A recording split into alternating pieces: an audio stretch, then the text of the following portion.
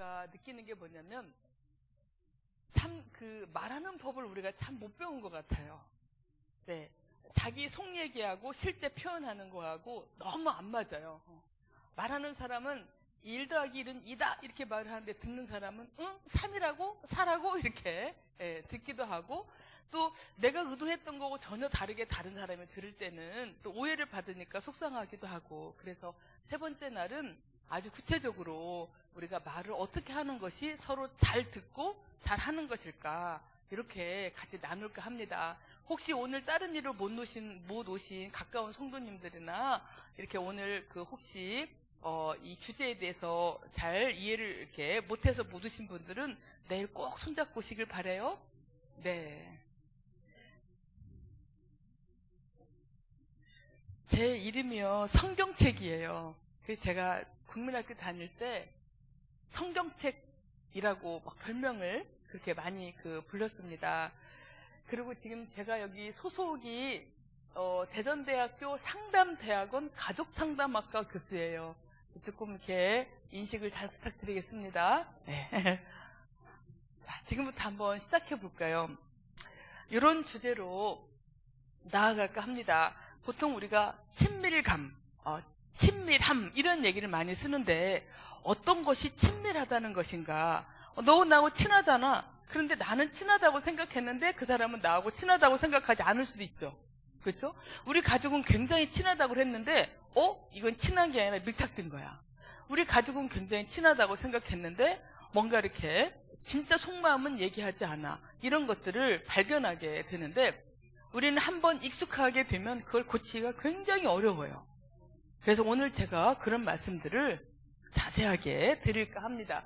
자, 친밀감이 왜 중요한가? 특히 우리 크리스찬들이 하나님을 믿고 따르는 우리들이 다른 사람들보다 더 친밀감이 중요한 이유가 있어요. 그 말씀을 함께 나누고 친밀감이 무엇인가 그 진짜 뜻에 대해서 함께 나누고자 하고요. 그 다음에는 친밀한 관계를 왜 못하는가? 남편이 나한테 가깝게 다가오려고 하는데 내 마음이 잘 안 열리거나 또 나는 내 남편에게 가까이 가려고 하는데 내 남편이 마음을 안 열거나 좀 가까이 가려고 하는데 자기야 하고 막 애교를 부리니까 징그러워 저리 가 막 이러고 그러면 가까이 갔던 사람들이 얼마나 민망하겠어요? 그러면 또 가까이 가기가 어렵죠. 자녀들한테도 그래요. 우리 부모님들께서 가까이 가고 싶은데 뭔가 잘 안 풀리고 또 누군가가 가까이 오게 되면 좀 부담스러울 때도 있고 그래서 친밀감을 잘 못하게 된 이유가 무엇인가를 함께 공부를 하고 그러면 이제 이유도 알았어. 그 다음에 어떻게 해야 될까요? 친밀한 관계를 하기 위해서는 내가 어떻게 해야 되겠구나. 어떤 결단과 어떤 노력과 우리가 아까 이제 제가 담임 목사님하고 잠깐 차를 나누면서 말씀을 드렸는데 우리 믿는 사람들이 하나님을 믿는 사람들이 그런 얘기를 참 자주 해요. 나는 내 일만 하면 돼. 내 자녀는 하나님이 키워주신다. 맞을까요? 틀릴까요? 틀려요? 네. 네. 반절은 맞고 반절은 틀린 것 같죠?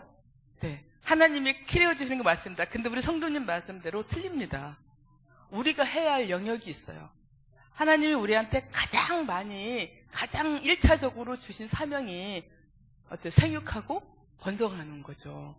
어쩌면 우리가 부모로서의 사명을 다하는 것이 어떤 것보다도 더 1차적인 순서라고 볼 수가 있는데 마치 내가 그냥 교회 봉사 열심히 하고 내 상업을 열심히 해서 돈 벌고 또 이제 뭔가 도박 안 하고 술 안 먹고 또 외도 안 하고 또 뭐 이런 것만 사기 안 치고 이런 것만 안 하면 내 자녀들은 하나님이 거저 키워주실 거라고 생각하는데 결코 그렇지 않아요. 우리가 매일매일 해야 할 일이 참 많습니다. 어쩌면 우리가 자녀를 키우면서 우리도 더 영적으로 진보하게 되기 때문에 우리한테 또 자녀를 맡기셨기도 하죠. 그래서 친밀한 관계를 하기 위해서 우리가 해야 할 일이 있고요. 또 내일도 모레도 우리가 해야 할 일이 있어요. 그러나 기도는 하지 않고 이런 모든 것들이 하나님의 은혜 안에서 하나님의 선포 안에서 이루어진다라고 하는 믿음이 없이 노력만 한다면 그것 또한 잘못된 거죠. 믿음과 기도 안에서 이 말씀 속에서 매일매일 노력하는 거 어때요? 기도와 노력 우리 함께 할 수 있을까요? 네, 아멘입니까? 아, 네. 네. 제가 그럼 조금 다시 한번 말씀드릴게요. 우리 3일 동안에 공부하면서 뭔가 말씀을 이렇게 배우고 또 이렇게 강의를 들으면서 내 안에서 목표를 하나씩 세워보면 참 좋을 것 같아요. 자, 마음속으로 한번 세워보세요. 나는 남편하고 좀 더 친해지고 싶다. 나는 이게 부부가 안 친해지면 굉장히 외로워요. 근데 안 외로운 척 하려고 하면 사람이 싸나워져요. 경직되고 무뚝뚝해지고 막 그렇거든요. 자, 나는 내 아내와 좀 더 가까워지고 싶다. 나는 우리 부모님과 좀 대화를 좀 하고 싶다. 나는 내 자녀들과 정말 진실하게 나누고 싶다. 결혼했든 안 했든 부모님이 연세가 많든 적든 나는 이 가족관계의 회복을 위해서 뭔가 내가 내 마음을 좀 열어봐야 되겠다. 어때요? 목표를 세웠습니까? 네, 세우신 분은 고개를 끄덕여 주세요. 아, 네, 할렐루야. 우리 성도님들 왜 이렇게 이쁘세요? 네, 이 목표를 세우셨으면 이제 기도해야 돼요. 네. 하나님, 저희의 목표를 이룰 수 있도록 도와주시옵소서. 네. 또 이런 것도 있죠. 목표를 세우는데 나는 변할 생각이 없어. 하나님, 제 남편 좀 고쳐주세요. 하나님, 제 아내 좀 고쳐주세요. 하나님, 우리 큰애 좀 고쳐주세요. 이런 기도는 하기 있기 없기? 없기. 나를 고쳐야죠. 나를. 네. 하나님, 저의 이런 경직된 마음을 녹여주세요. 하나님, 제 안에 마음을 더 너그럽게 해주셔서 제 자녀들을 제 마음속으로 받아들이게 해주세요. 네. 나를 변화시키는 것이 바로 우리 기도의 목적이어야 됩니다. 네. 자, 다시 한번 목표를 세우신 분 고개를 끄덕여 주세요. 네, 감사합니다. 저도 며칠 전부터 진주남교회를 위해서 기도했는데 오늘 내일 모레 3일간 저도 더 집중 기도를 하면서 준비를 하고 또 이렇게 여러분들에게 나누도록 할게요. 자, 그럼 지금부터 가봅니다.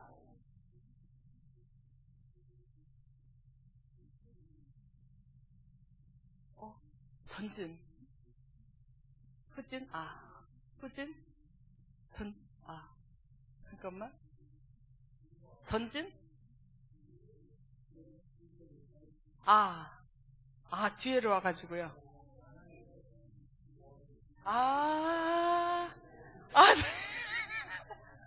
네. 우리 다시 한번 우리 목사님께서 합독을 해주셨는데요. 네, 이 부분만 강조하기 다시 한번 시작. 하나님을 가까이 하라. 그리하면 너희를 가까이 하시리라. 네. 네, 아멘. 이 앞전에는 마귀를 가까이 하면 어때요? 하나님과 멀어진다고 하거든요. 그러니까 어떻게 보면 우리가 하나님을 멀리하면 마귀가 우리한테 가까이 오고 하나님을 가까이 하면 하나님이 우리에게 가까이 오신다라는 그런 말씀입니다. 제가 이번에 얼마 전에 스페인을 다녀왔는데 거기는 야고보를 가장 그 훌륭한 제자로 그렇게 얘기를 한다고 들었는데요.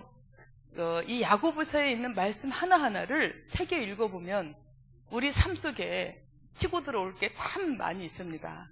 하나님을 가까이 하라. 우리부터 먼저 하나님께 가까이 가면 그리하면 우리를 가까이 하신다라는 말씀이십니다. 이 야고보서의 말씀을 특히 4장의 말씀을 다시 한번 이렇게 깊이 우리가 묵상하면서 살펴보면 우리 삶 가운데서 생겨나는 분쟁이나 갈등 여러 가지 문제를 어떻게 해결해야 되냐면 하나님과 가깝게 지내는 것이다 라고 말씀하고 있습니다. 하나님과 가까이 지내는 것이 바로 처방이다라는 뜻이죠. 세상과 마귀와 정욕은 우리를 하나님께 멀어지게 하는데 하나님과 우리가 가까이 지내게 되면 이런 것들이 해결될 수 있다라고 얘기를 합니다. 그런데 여기서 기도만 갖고 하는 것이 아니라 기도와 더불어서 우리가 노력을 했을 때 노력도 어때요? 올바른 노력 이런 걸 했을 때에 하나님을 우리가 마귀와 이 정욕을 또 갈등과 분쟁을 이겨낼 수 있다라고 하는 거죠. 어쩌면 우리 믿는 사람들은 하나님과 가까이 지낼 수 있는 어떤 그 권한이라고 그럴까요? 때로는 의무이기도 하고 권한이기도 하고 우리한테 그런 걸 주셨는데 우리가 더 많이 써먹어야 할 것 같습니다. 하나님과 가까이 지낸다고 하는 것이 무엇인가? 우리가 친한 사람들끼리는 어떻게 하나요? 속 얘기를 막 하죠. 나 요즘 이상해. 나이가 먹어갈수록 눈도 침침하고 몸도 이렇게 옛날 같지 않고 요즘 자신감이 좀 없어. 이런 얘기 아무한테나 못하죠. 어떤 사람한테 해요? 내 마음을 이해해줄 친한 사람. 그러면 아이고 그러셔요. 저도 그러는데 그러면서 손 한번 꼭 잡아주고 우리 진짜 오래 살긴 살았나 봐요. 그렇게 서로 격려해주고 네, 이런 게 친한 거죠. 만약에 요즘 소화도 안 되고 이렇게 마음이 좀 이렇게 울적하고 막 그래. 이럴 때 믿는 사람이 어떻게 울적할 수가 있습니까? 이렇게 말하는 사람한테는 자기 속 얘기하기가 어렵죠. 그렇지 않나요? 네.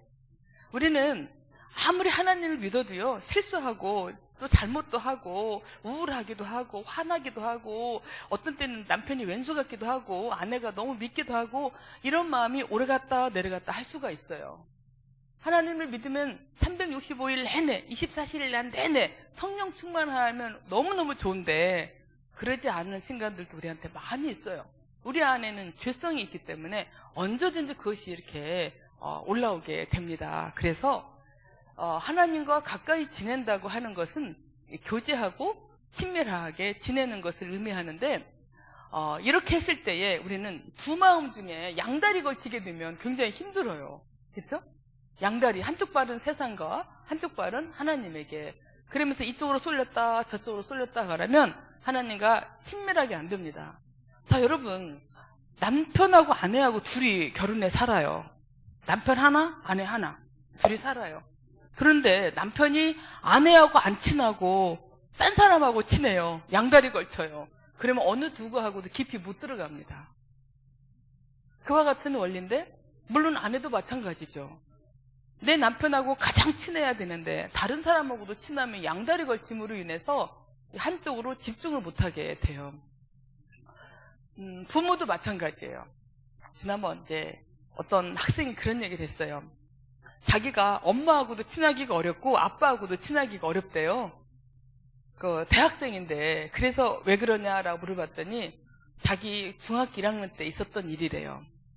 잠을 자고 있는데 갑자기 엄마가 막 부르더니 니네 둘 나와 그랬대요. 그래서 누나하고 자기하고 이제 연년생인데 거실로 나갔대요. 그랬더니 엄마가 아빠하고 지금 나하고 헤어질 거거든? 이혼할 거거든? 니네 누구 따라갈 건지 빨리 얘기해 그러더래요. 그래가지고 이제 누나는 좀 현명했던 것 같아. 짠머리를 쓴 거죠. 가만히 있었대. 아무 말 안 하고. 근데 이 둘째는 아빠요 그랬다는 거예요. 엉겹결에. 근데 자기 순간에 아빠가 돈을 벌으니까 아빠를 따라가야 학교도 다닐 수 있을 것 같고 그래서 아빠요 그랬대요. 그 다음부터 엄마의 구박이 시작이 되어지는데 지금까지 힘들다 그런 얘기를 하더라고요. 그래서 엄마가 평소에는 괜찮다가 조금만 삐지면 너 아빠 따라간다고 그랬잖아. 너는 아빠 편이잖아. 이러니까 이제 이런 말을 여러 번 듣다 보니까 엄마하고 친하기도 어렵고 아빠하고도 친하기도 어렵고 양다리 걸치고 있다 이런 얘기를 하더라고요. 양다리라는 게 참 어려운 일이에요. 그렇죠? 네. 그런데 우리가 세상과 하나님을 양다리 걸치게 되면 하나님과 친밀해지기가 어렵습니다. 그냥 약간 수박 겉핥기 식으로 표면적으로는 친하지만 진짜 친밀함을 느끼지 못하게 되지. 하나님과 내가 만나야 되는데 하나님의 마음과 내 마음이 만나서 하나님 제가 이러야 합니다. 그러니 그렇구나 이렇게 하면서 만나야 되는데 양다리 걸치게 되면 더 깊이 못 들어가게 된다라는 말씀이죠. 우리 성도님들께서 그동안 인생을 사시면서 그런 거 깨달으셨죠? 이래서 십자가와 세상이 함께 있지 못하는구나. 아마 많이 깨달으셨을 거예요. 왜 주님이 십자가를 지셨는지, 왜 십자가와 세상이 함께 하지 못했는지, 왜 따로 갈 수밖에 없었는지 아마 삶 속에서 많이 경험을 하셨을 거라고 생각이 됩니다. 두 마음을 품지 마라고 그러죠. 하나님의 방법을 따라 살려면 하나님과 친밀해져야 되는 거죠. 그런데 이 친밀한 관계를 하는 방법을 모든 인간은 부모님에게서부터 배웁니다. 부모님과 관계를 하는 방식대로, 가족관계를 했던 방식대로 친구도 사귀고 또 선생님도 사귀고, 물론 100%는 아닙니다. 중간에 교정이 될 수는 있는데 상당히 많은 부분은 자기 몸에 익숙했던 방식대로 관계를 하게 돼요. 그리고 특히 부모님과의 관계 이미지는 하나님과의 관계에 영향을 많이 미칩니다. 만약에 자기 아버지가 너무 무서웠어요. 막 혼내고 막 그랬어요. 그럼 하나님이 어떤 하나님으로 보여요? 네. 우리 아빠가 나를 먹여주지도 않고 입혀주지도 않고 그냥 너무 자유분방하게 사셨어요. 나를 그냥 방치했어요. 그럼 하나님이 어떻게 보일까요? 나에게 별로 도움을 안 줄 것 같은 하나님으로 보여요. 네. 아버지가 나를 무지무지 사랑하셨는데 어느 날 갑자기 나를 떠나셨어요. 자, 그러면 하나님께 어떤 마음이 들까요? 내가 마음을 열었다가도 언젠가 또 하나님이 내 마음으로 떠나실까 봐 불안함을 느끼게 되죠. 이거 외에도 여러 가지가 있는데 부모님과의 관계 경험이 하나님의 이미지에 많은 영향을 미치기 때문에 우리 어르신들께서도 우리 자녀들이 다 시집장가 가고 아이들도 다 낳지만 다시 한번 또 이렇게 친밀하게 따뜻하게 대해주고 잘한 거에 대해서 칭찬해주고 용돈 두시면 고맙다, 애썼다 이렇게 받으시고, 제가 셋째 날 말하는 연습을 다 알려드릴게요. 네. 이렇게 말씀하시면서 서로 친밀하게 다시 한번 치유되고 회복되는 시간을 우리가 가지면 좋겠습니다. 자, 우리 성도님들 이런 말씀 들어보셨어요? 믿는 사람들이 더 가식적이다. 나는 그런 모습을 보고 교회 안 간다. 들어보셨나요? 그 다음에 엄마와 아빠의 관계를 보면 하나님이 안 계시는 것 같다. 네. 교회는 열심히 나가시는데, 봉사도 많이 하시는데, 근데 두 분이 싸우시는 거 보면, 하나님은 살아계시지 않는 것 같다. 하나님이 살아계시면 분명히 우리 엄마 아빠를 저렇게 놔주시지 않을 텐데, 이건 청소년들이 많이 한 얘기예요. 그래서 자기는 하나님 살아계신 걸 안 믿는데요. 제가 그 교회학교에서 목회를 매년 했어요. 그 친구들이 교회를 다니다가 그만둔 애들이 되게 많거든요. 물어보면 이 얘기를 참 많이 합니다. 엄마 아빠를 보면 하나님이 안 계시는 것 같다. 그래서 교회를 안 다닌다. 이런 얘기를 해요. 우리가 더 노력해야 되지 않을까요? 네. 그 다음에 엄마 아빠가 교회에서는 되게 친절한데 집에 와서는 막 짜증내고 신경질 나고, 너 왜 숙제도 안 해서, 너 방은 이게 뭐야, 너 아직도 게임만 했어, 막 소리 지르고 이래. 이럴 때도 어때요? 하나님을 믿어봤자 소용을 없겠다, 이런 생각이 든다는 겁니다. 맞습니까? 네. 우리 진준학교 성도님들은 이런 말 안 들으셨을 수도 있겠어요. 잘 하시니까. 네. 근데 제가 이런 얘기들을 들으면서 마음이 참 무거웠어요. 그래서 우리가 뭔가 좀 부흥이 일어나야 되겠다. 옛날에 70년대, 80년대처럼 막 그 성령대 집필 이런 걸 하면서 정말 심령 부흥이 일어나야 우리가 진짜 변화되겠구나라는 생각을 참 많이 갖는데요. 우리 엄마 아빠 사는 걸 보면 하나님이 살아계시는 것 같아. 우리 엄마를 보면, 우리 아빠를 보면 하나님이 역사하시는 것 같아. 이런 얘기들을 우리 자녀들이 할 수 있다면 얼마나 행복할까요? 네. 교회 다니는 사람은 속과 겉이 다르다, 이중적이다, 이런 말을 들으면 너무나 속상해요.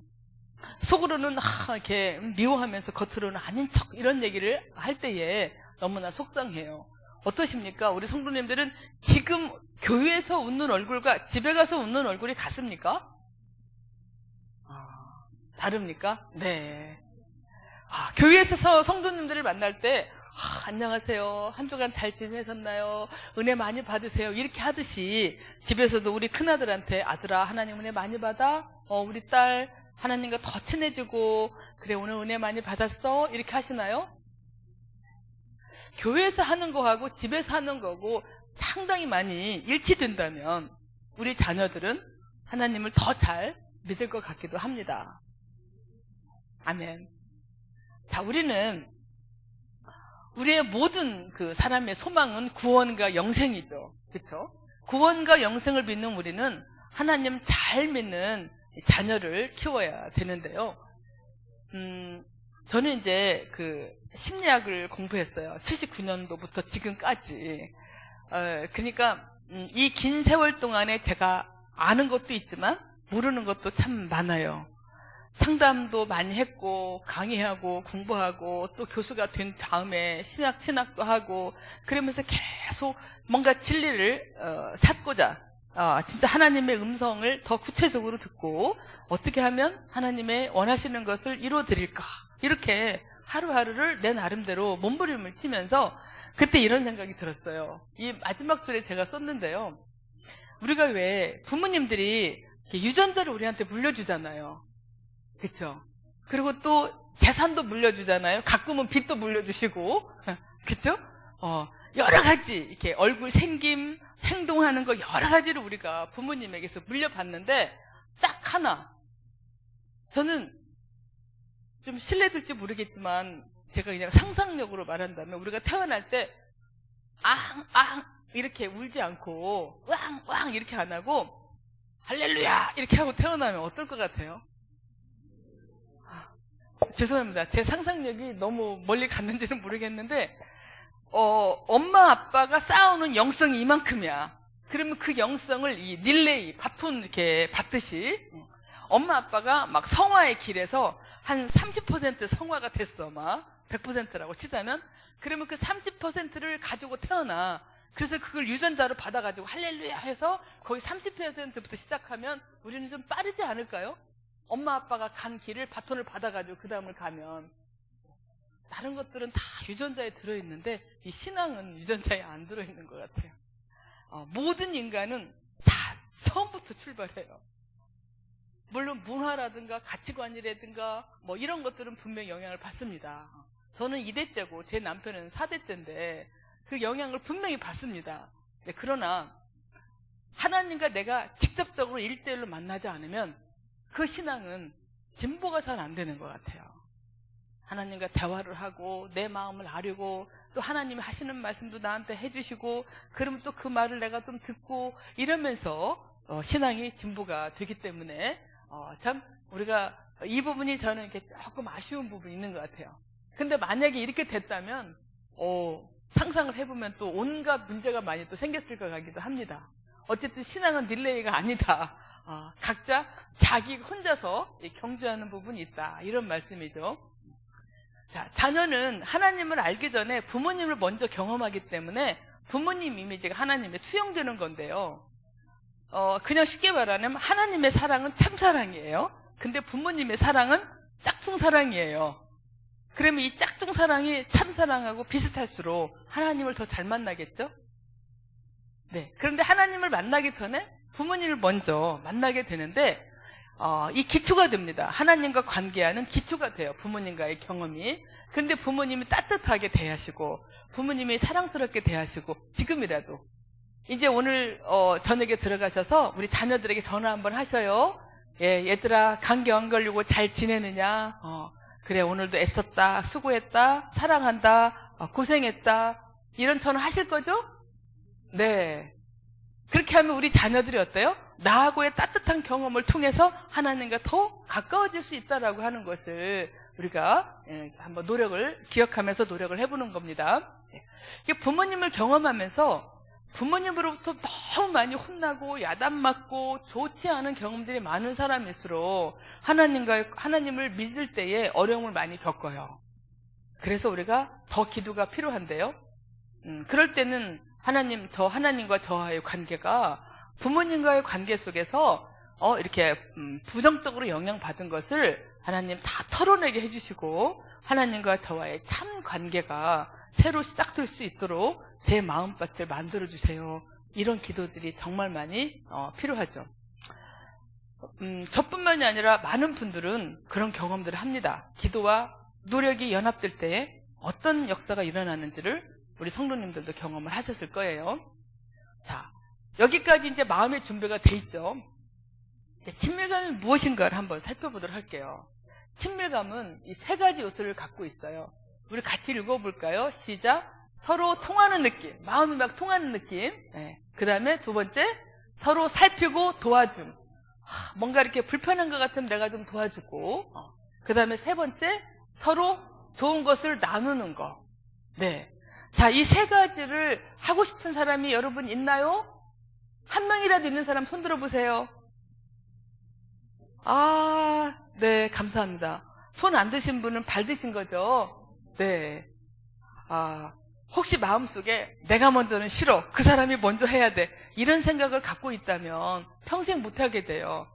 내가 먼저 하면 그 사람이 하게 되겠죠? 네. 자, 다시 한번 이렇게 서로 통하는 느낌을 가지고 싶은 사람, 또 살피고 도와주고 싶은 사람, 서로 내가 좋아하는 것을 나누고 싶은 사람이 한 명 이상 있는 분 손 들어주세요.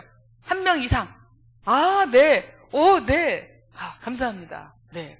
한 명 있어야지 됩니다. 안 그러면 우리는 실존적 고독에 빠져서 굉장히 힘든 노년기를 보내게 돼요. 이 노년기를 가장 잘 보내는 것은 친밀감입니다. 노년기 자존심이 여러분 어디서 나오는 게 아십니까? 노년기의 자존심? 우리 모두 다 노년기를 거칠 건데요. 나는 나를 보살펴주는 사람이 있어. 이런 믿음이 있을 때. 나는 친한 사람이 있어. 나는 찾아와주는 사람이 있어. 나는 나를 알아주는 사람이 있어. 이런 사람이 있을 때 노년기에 자존감이 높아진다고 그러는데요. 그러면 안 오면 어떻게 해요? 내가 가면 됩니다. 내가 가서 만들면 돼요. 한 명씩 이상 만드시기 바래요. 그래서 내 인생의 자서전도 쓰고 내 인생 전체를 한번 좀 돌아보기도 하고 또 예배에서 받은 은혜도 함께 나누기도 하고 그렇게 마음의 친구가 우리에게 있어야 되죠. 자, 이런 친밀감을 누군가하고 얼만큼 어떤 방식으로 할 것이냐는 우리가 진지하게 고민을 하고 실천해야 됩니다. 친밀한 관계를 할 줄 아는 능력은 제일 먼저 가족관계에서 시작이 되는데요. 아, 어떡하지? 나는 가족이 이제 다 커버렸는데 그러면 성도들하고 하면 됩니다. 교회는 유사 가족이에요. 가족에 없는 거 교회에 있고요. 가족에 누렸던 거 교회에 더 있고요. 가족에서 맛보지 못했던 거 교회에서 더 맛봅니다. 그게 바로 교육 공동체죠. 교육 공동체는 치유와 회복의 힘을 가지고 있어요. 맞죠? 아멘이죠? 네. 그걸 누가 만드느냐? 담임 목사님과 우리가 만드는 거죠. 그렇게 만약에 가족 속에서 내가 학습되지 않았다면, 우리 부모님이 먹고 사는데 바빠가지고 나를 방해했다면, 우리 부모님이 너무 사시는 게 힘드셔서 나를 욕하고 때리고 혼내고 이렇게 키우셨다면 지금부터 이 친밀한 관계를 우리가 학습하면 됩니다. 이 친밀감은 치유 능력이 있어요. 누구를 위해서 우리가 친밀해지려고 노력하는 게 아니라 나를 위해서입니다. 이 친밀감은 치유 능력이 있고, 친밀감은 이 부정적인 스트레스를 견디게 해줘요. 그래서 우리가 면역을 강화시킨다, 이렇게 표현을 합니다. 사실 실제로 환자 가족을 연구한 그 논문들을 보면 가족들이 친밀한 환자들은요, 회복이 훨씬 빠르고요. 친밀한 관계가 없는 환자들은 회복이 훨씬 느리거나 잘 안 되거나 그렇게 됐는데, 이 친밀감을 우리가 더 갖는다고 그래서 세금도 더 안 냅니다. 그렇죠? 네. 이 친밀감 우리가 마음껏 누릴 수 있는 아주 좋은 자원이에요. 혹시 보셨는지 모르겠는데요. 갑자기 지금 그 생각이 나요. 옛날에 무슨 TV 프로그램이었는데, 예능 프로그램이었던 것 같아요.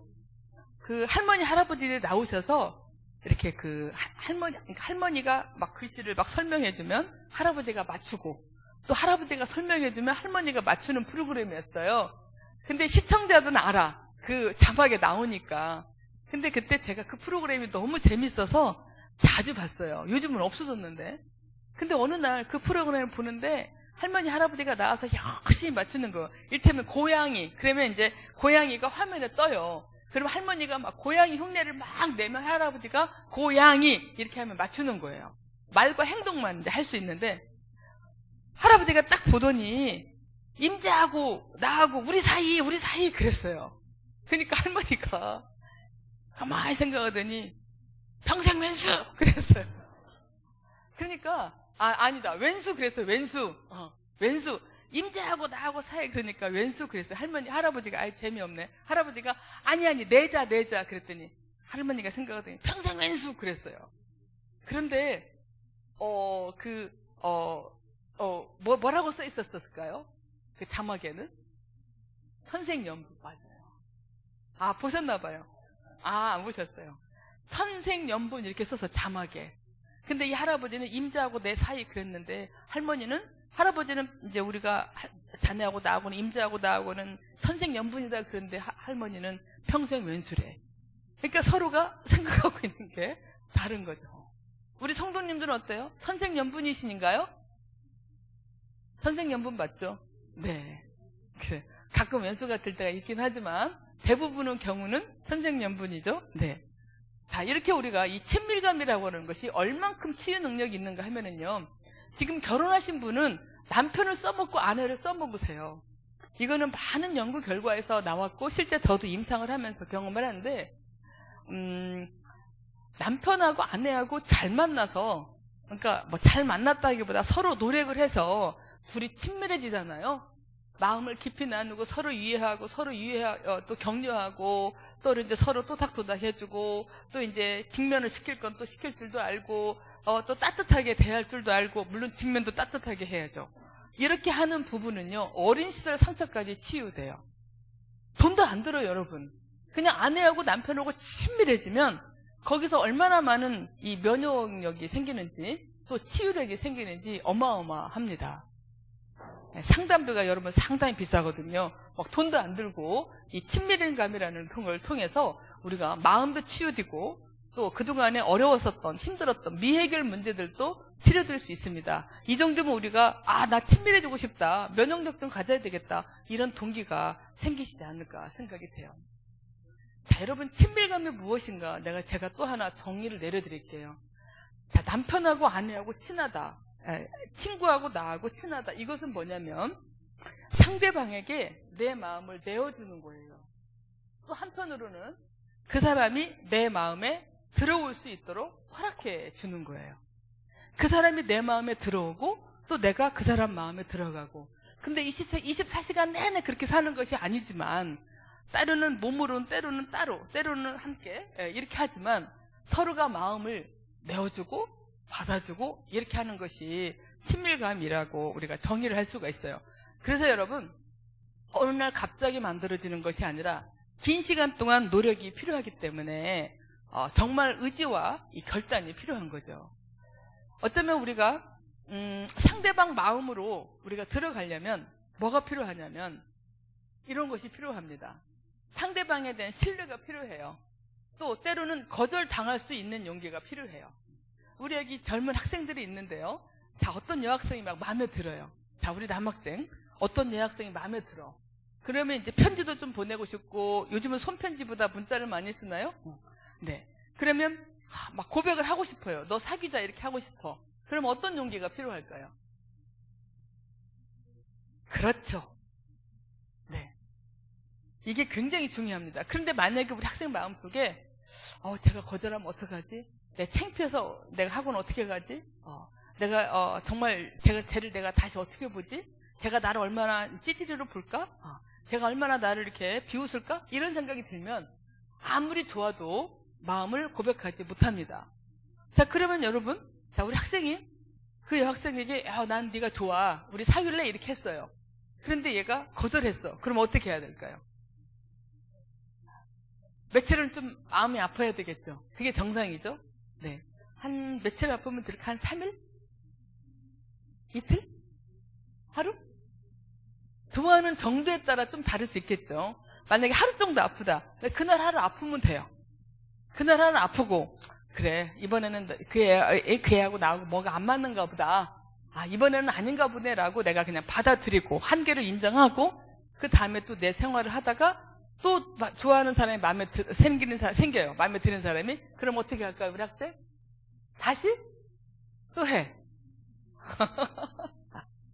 그게 건강한 사람이에요. 근데 많은 사람들이 그렇게 못해요. 왜? 또 거절당할까봐 두려워서. 이 거절당하고 너무 아팠다. 거절당하고 너무 속상했다. 그러면 다시 그 사람 마음에 놓고 하기 굉장히 힘듭니다. 제가 한 번은 우리 학교에서 이렇게 수업을 하고 있는데, 제가 그런 얘기를 했어요. 누군가한테 이렇게 거절을 당했을 때, 거부당했을 때 그 상처를 제가 쭉 설명한 적이 있었어요. 그래서 다른 사람을 만나는 게 참 어렵다. 근데 한참 수업을 하고 있는데 그분이 막 우는 거예요. 한 30대 이제 결혼을 아직 하기 전이었는데 막 울고 있어요. 그래서 제가 당황해가지고 왜 울고 있냐고 물어보니까 5년 동안 사귀었던 남자가 양다리를 거쳤는데 자기는 모르고 있었대요, 그동안. 그래서 최근에서 딴 남자가, 그러니까 딴 여자가 있다는 걸 알게 되고 헤어졌는데 그것도 자기가 찬 게 아니라 채였다는 거예요. 찬 것과 채인 것은 차이가 큰 것 같아요. 차인 거예요. 그러니까 적반하장이죠. 양다리 한 사람이 찬 거예요. 그러니까 이 학생 입장에서는 너무나 속상해서 힘든 시간을 보냈는데 새로 마음에 드는 사람이 생겼어요. 그런데 그 사람을 만날 때마다 가까워질수록 불안하고 그 사람을 더 좋아할수록 불안하다는 거예요. 그래서 이 학생이 저한테 손을 들고 교수님 죄송하지만 이 수업 시간에 제 문제를 다뤄주면 안 되겠습니까? 물어는 공개적으로 다뤄달래, 자기 문제를. 그래서 다른 학생들의 이제 양해를 구해가지고 그 학생의 문제를 좀 다뤘어요. 그런데 그 남자가 좋아지면 좋아질수록 자꾸만 단점을 찾아서 헤어질 궁리를 한다는 거예요. 왜? 버림받는 게 두려워서. 또 한편으로는 뭔가 이렇게 차인 것에 대한 아픔이 있으니까 또다시 차일까봐 두려우니까 이 사람하고 가까워질수록 자꾸 그런 두려운 마음이 생기니까 안 갖고 지려고 자꾸 단점을 찾았던 거예요. 그런데 솔직하게 물어보니까 자기는 그 남자가 너무 좋대요. 결혼하고 싶대요. 그러면 교수님 어떻게 하면 좋습니까? 이렇게 울면서 막 물어봤었어요. 그래서 그 수업을 우리가 이렇게 정말 이 선생님을 위해서 썼는데 한 2달쯤 뒤에 청첩장이 날라와서 결혼한다고. 그래서 우리가 다 같이 박수 쳐주고 떡 얻어먹고 막 그랬었는데 뭐가 두려웠을까요? 또다시 차일까봐 두려워요. 그래서 우리가 상대방의 마음에 들어가기 위해서는 거절당할까봐 차일까봐 두렵기 때문에 어떤 걸 많이 하냐면 차이기 전에 먼저 차요. 소위 말하면 까이기 전에 먼저 까는 거죠. 그러면 나를 보호할 수 있으니까. 그래서 까이는 아픔은 안 겪겠지만 뭐가 생길까요? 외로움이 생기죠. 조금만 친해지면 헤어져야 되고 조금만 친해지면 헤어져야 되고 하니까 깊은 관계에 들어가지 못해요. 마음을 깊이 나누는 관계가 되지 못하기 때문에 이 마음 속에 있는 공허감, 허전함, 외로움 이것은 점점 깊어가게 됩니다. 그런 것들이 깊어지면 마음에 병이 들기 시작해요. 자, 우리 젊은 친구들 까였을지라도 어때요? 다시 녹화하자. 그렇죠? 자, 즉 무슨 뜻이냐면 상대방이 내가 거절을 당한 지 있더라도 다시 그 마음에 녹화할 줄 아는 거. 그래야지 여러분들께서 건강한 연애를 할 수가 있어요. 네. 우리 부부도 마찬가지예요. 어떻게 해서 결혼했는데 여전히 남편이 나로부터 멀어질까 봐 두렵거나 아내가 나로부터 멀어질까 봐 두렵거나 자녀가 나로부터 멀어질까 봐 두렵거나 부모님이 나로부터 멀어질까 봐 두렵거나 이런 마음이 있다는 것은 지금 뭔가 친밀한 관계가 문제가 생긴 거라고 볼 수 있어요. 자, 여러분, 상대방 마음에 내가 들어가기 위해서는 상대방에 대한 신뢰가 있어야 되고, 우리 엄마 아빠가 바빠서 그렇지 나를 사랑하지 않는 건 아니야. 내가부터 다가가면 우리 엄마 아빠가 마음을 열 거야. 지금 내 남편이 대화를 할 줄 모르고 사랑한다라는 표현을 못해서 그렇지 나를 사랑하지 않는 건 아니야. 이렇게 신뢰하고 내가 다가가는 것이 아주 필요합니다. 그럴 때 우리는 거절당할 수 있는 용기가 있어야 하고요. 자, 그 다음에 반대로 내 마음을 상대방에게 열어주는 게 있어야 되는데 내 마음을 열고 상대방 마음을 받아줘야 이 친밀한 관계가 형성이 되게 돼요. 내가 네 안에, 네가 내 안에, 주님이 내 안에, 내가 주님 안에 이렇게 서로가 들어갔다가 나왔다가 하는 것을 허락하고 또 들어가고 할 줄 알아야 이 친밀한 관계가 생기게 되는데요. 내 마음을 열고 상대방 마음을 받아주려면 뭐가 필요해요? 우리 다 같이 시작. 네. 어린 시절에 갑자기 엄마나 아빠가 사고로 돌아가셨거나 나하고 친한 친구가 어디를 떠났거나 그렇죠? 어떤 분들은요 평생을 남편을 의지하지 않고 사는 사람들이 있어요. 왜 그러냐면 내가 나중에 의지했다가 혼자 되면 너무 힘들까 봐 처음부터 의지하지 않는 사람들이 있어요. 막 독립적인 사람들. 그건 뭔가 결혼하기 전부터 이미 그 상처를 혼수로 가져온 거예요. 혼수품으로. 그래서 내가 특히 어린 시절에 그 경험을 한 사람일수록 훨씬 더 그렇습니다. 요즘 젊은 분들은 이런 얘기를 많이 해요. 둘째가 태어나서 엄마가 첫째를 할머니 집에 맡겼어요. 그런데 이 첫째는 할머니 집 너무 좋긴 하지만 그래도 엄마가 더 좋아요. 그래서 어느 날 엄마가 왔는데 엄마가 다시 집에 간다고 그래요. 그러니까 엄마 하고 막 엄마 부르면서 울었는데 엄마가 쳐다도 안 보고 버스 타고 가셨대요. 그 장면이 나이 50이 다 됐는데도 그 장면이 눈에 선하다는 거예요.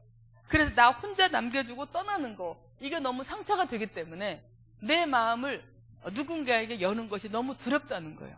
그 사람이 언제 떠날지 모르니까. 참 신기하게 돼요.